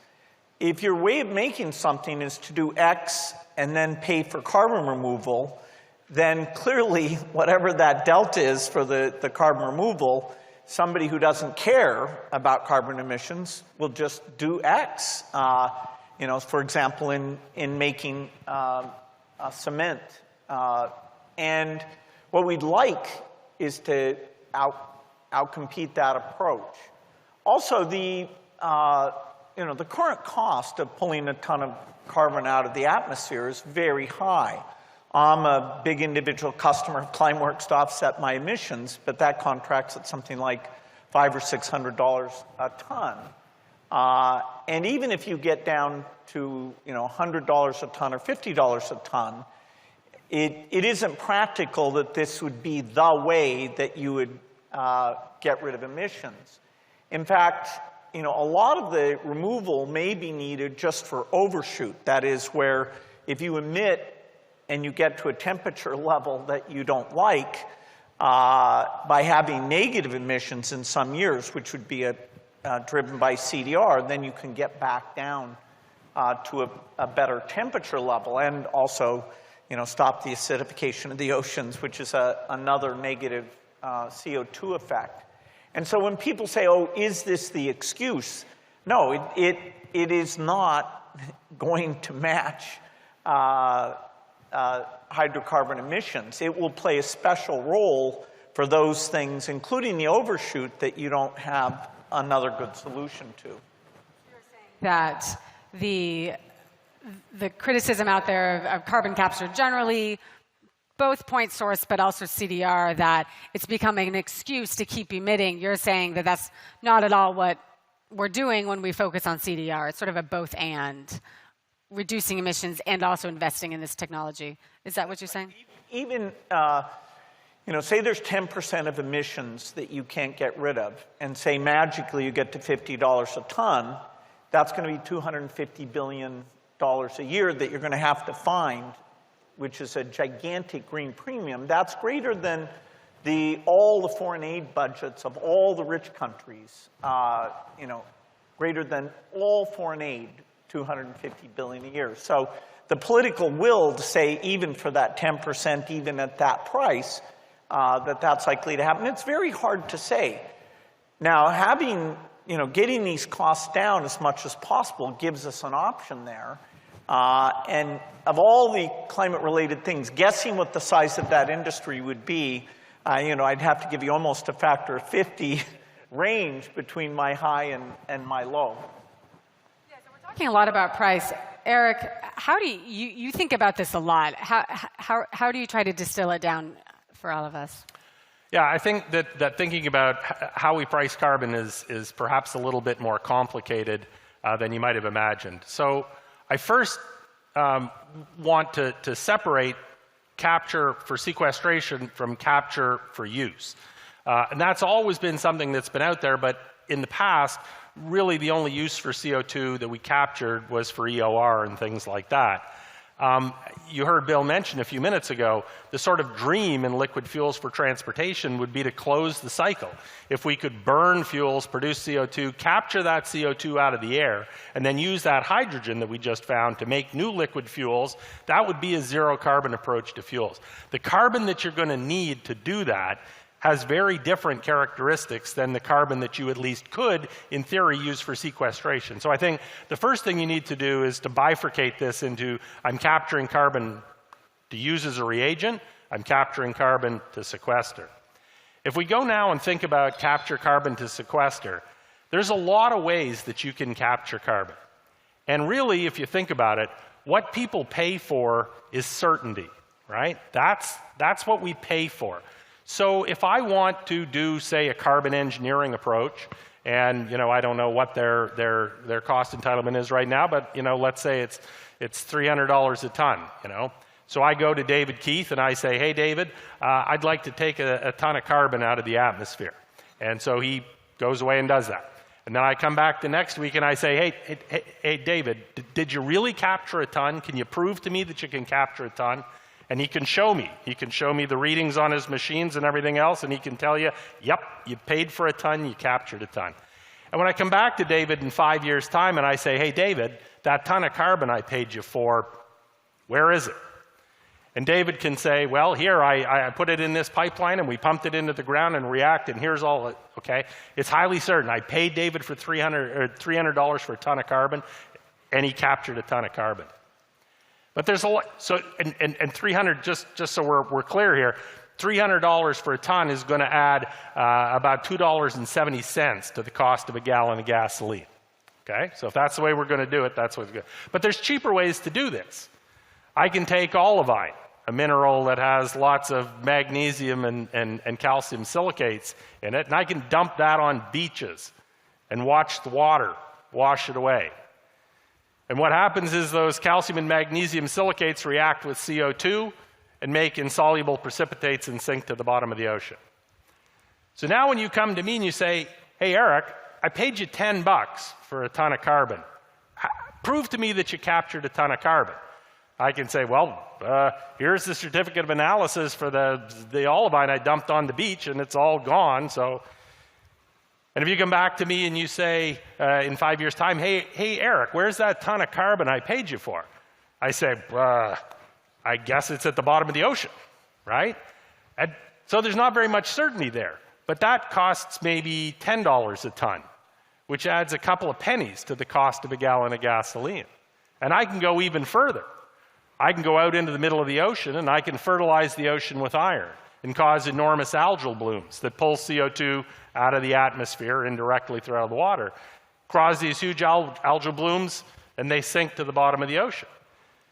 And that costs maybe less than a cent, less than a cent a ton. But now when you come to me and you say, hey, Eric, I gave you a penny for a ton of carbon, how much did you capture? And I sort of go, I don't know. Must have been a lot. I could see it from space. And when you come to me in 5 years' time and say, where is it? I say, I have no earthly idea. Okay, but that adds basically nothing to the cost of a gallon of gasoline. So society, you pay for certainty. And society has important decisions to make about how they value certainty and how you're going to price those externalities. I'm a technologist. That's not my job.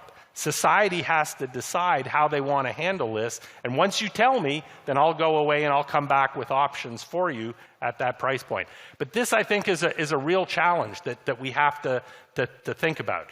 You pay for certainty, and how much will you pay for certainty? You have this fact that you mentioned that really shows the scale of the energy system and therefore the emissions that we have to capture. Can you briefly share that fact about the oil field? Yeah, it's almost impossible to understand the scale at which we do energy, and so I'm constantly searching for little stories or mnemonics to help illustrate the size of the challenge. And the one I love to talk about is the Hebron-Ben Nevis oil field. That's an oil field off the coast of eastern Canada. It was discovered in the mid-1980s. It's developed by ExxonMobil, Chevron, and others. They'll spend about $10 billion altogether to open that field and to operate it over the course of its life. Its life is expected to be on the order of 30 years. So you think about that. That means in the 1980s, Exxon and Chevron were hiring young men and women who would work on that oil field their entire working lives. Over the course of its lifetime, the Hebron-Ben Nevis oil field will produce about 750 million barrels of oil, which is 8 days of global supply. So that's what scale looks like when we get to energy, when we get to these things. And it warps the mind to think about these scales, and you just have to understand that. And the topic of the oil industry has really been top of mind as this COP is being hosted by the oil-rich nation of the UAE. Would love to hear from each of you about, and maybe start with you, Bill, about what you think the role of the oil industry should be for technologies like carbon capture. Well, a lot of the climate solutions involve geology, digging holes to put waste in, digging holes to put carbon into, potentially using holes as a compressed air, energy store. And so, it'd be great to get that skill set helping us find geologic hydrogen, helping us with all these other things. Also, the scale of finance is going to be gigantic. And so, those companies are used to financing very long-term, very big projects. None of that's to say that we shouldn't put a carbon tax on oil. And ideally, you want to get that carbon tax up to whatever your provable CO2 capture is so that you're at break even there. But it is an industry with skill sets that will be important for these mind-blowingly large solutions. Yeah. And I would just amplify what Bill says. I mean, these are the people who understand what scale looks like. These are the people who are used to working on these sorts of things. Their skill set, their expertise is invaluable, and I can't see doing this without people like that. Well, we just have a couple of moments left, and so I would like to do what I call a concluding lightning round, word association. So I'm going to say a word or phrase, and then I'll kindly ask each of you to just say the first couple of words or phrase that pops into your head when I say the following words. And the first one is China. Cheap green technology. Example, I think they've done a lot. They've come a long ways. Alternative meat. Complicated. People's appetites, very complicated. Yes. Yeah, promising. And the final one, geoengineering.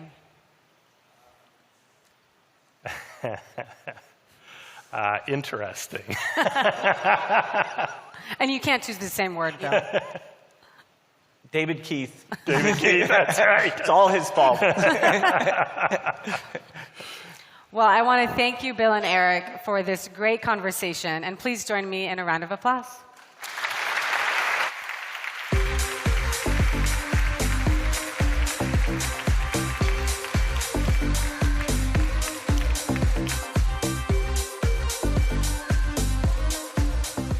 And with that, we are at the end of this forum, but we are still at the beginning of our journey to zero emissions. Please go check out all of the rest of the great climate tech programming around Expo City. Thank you.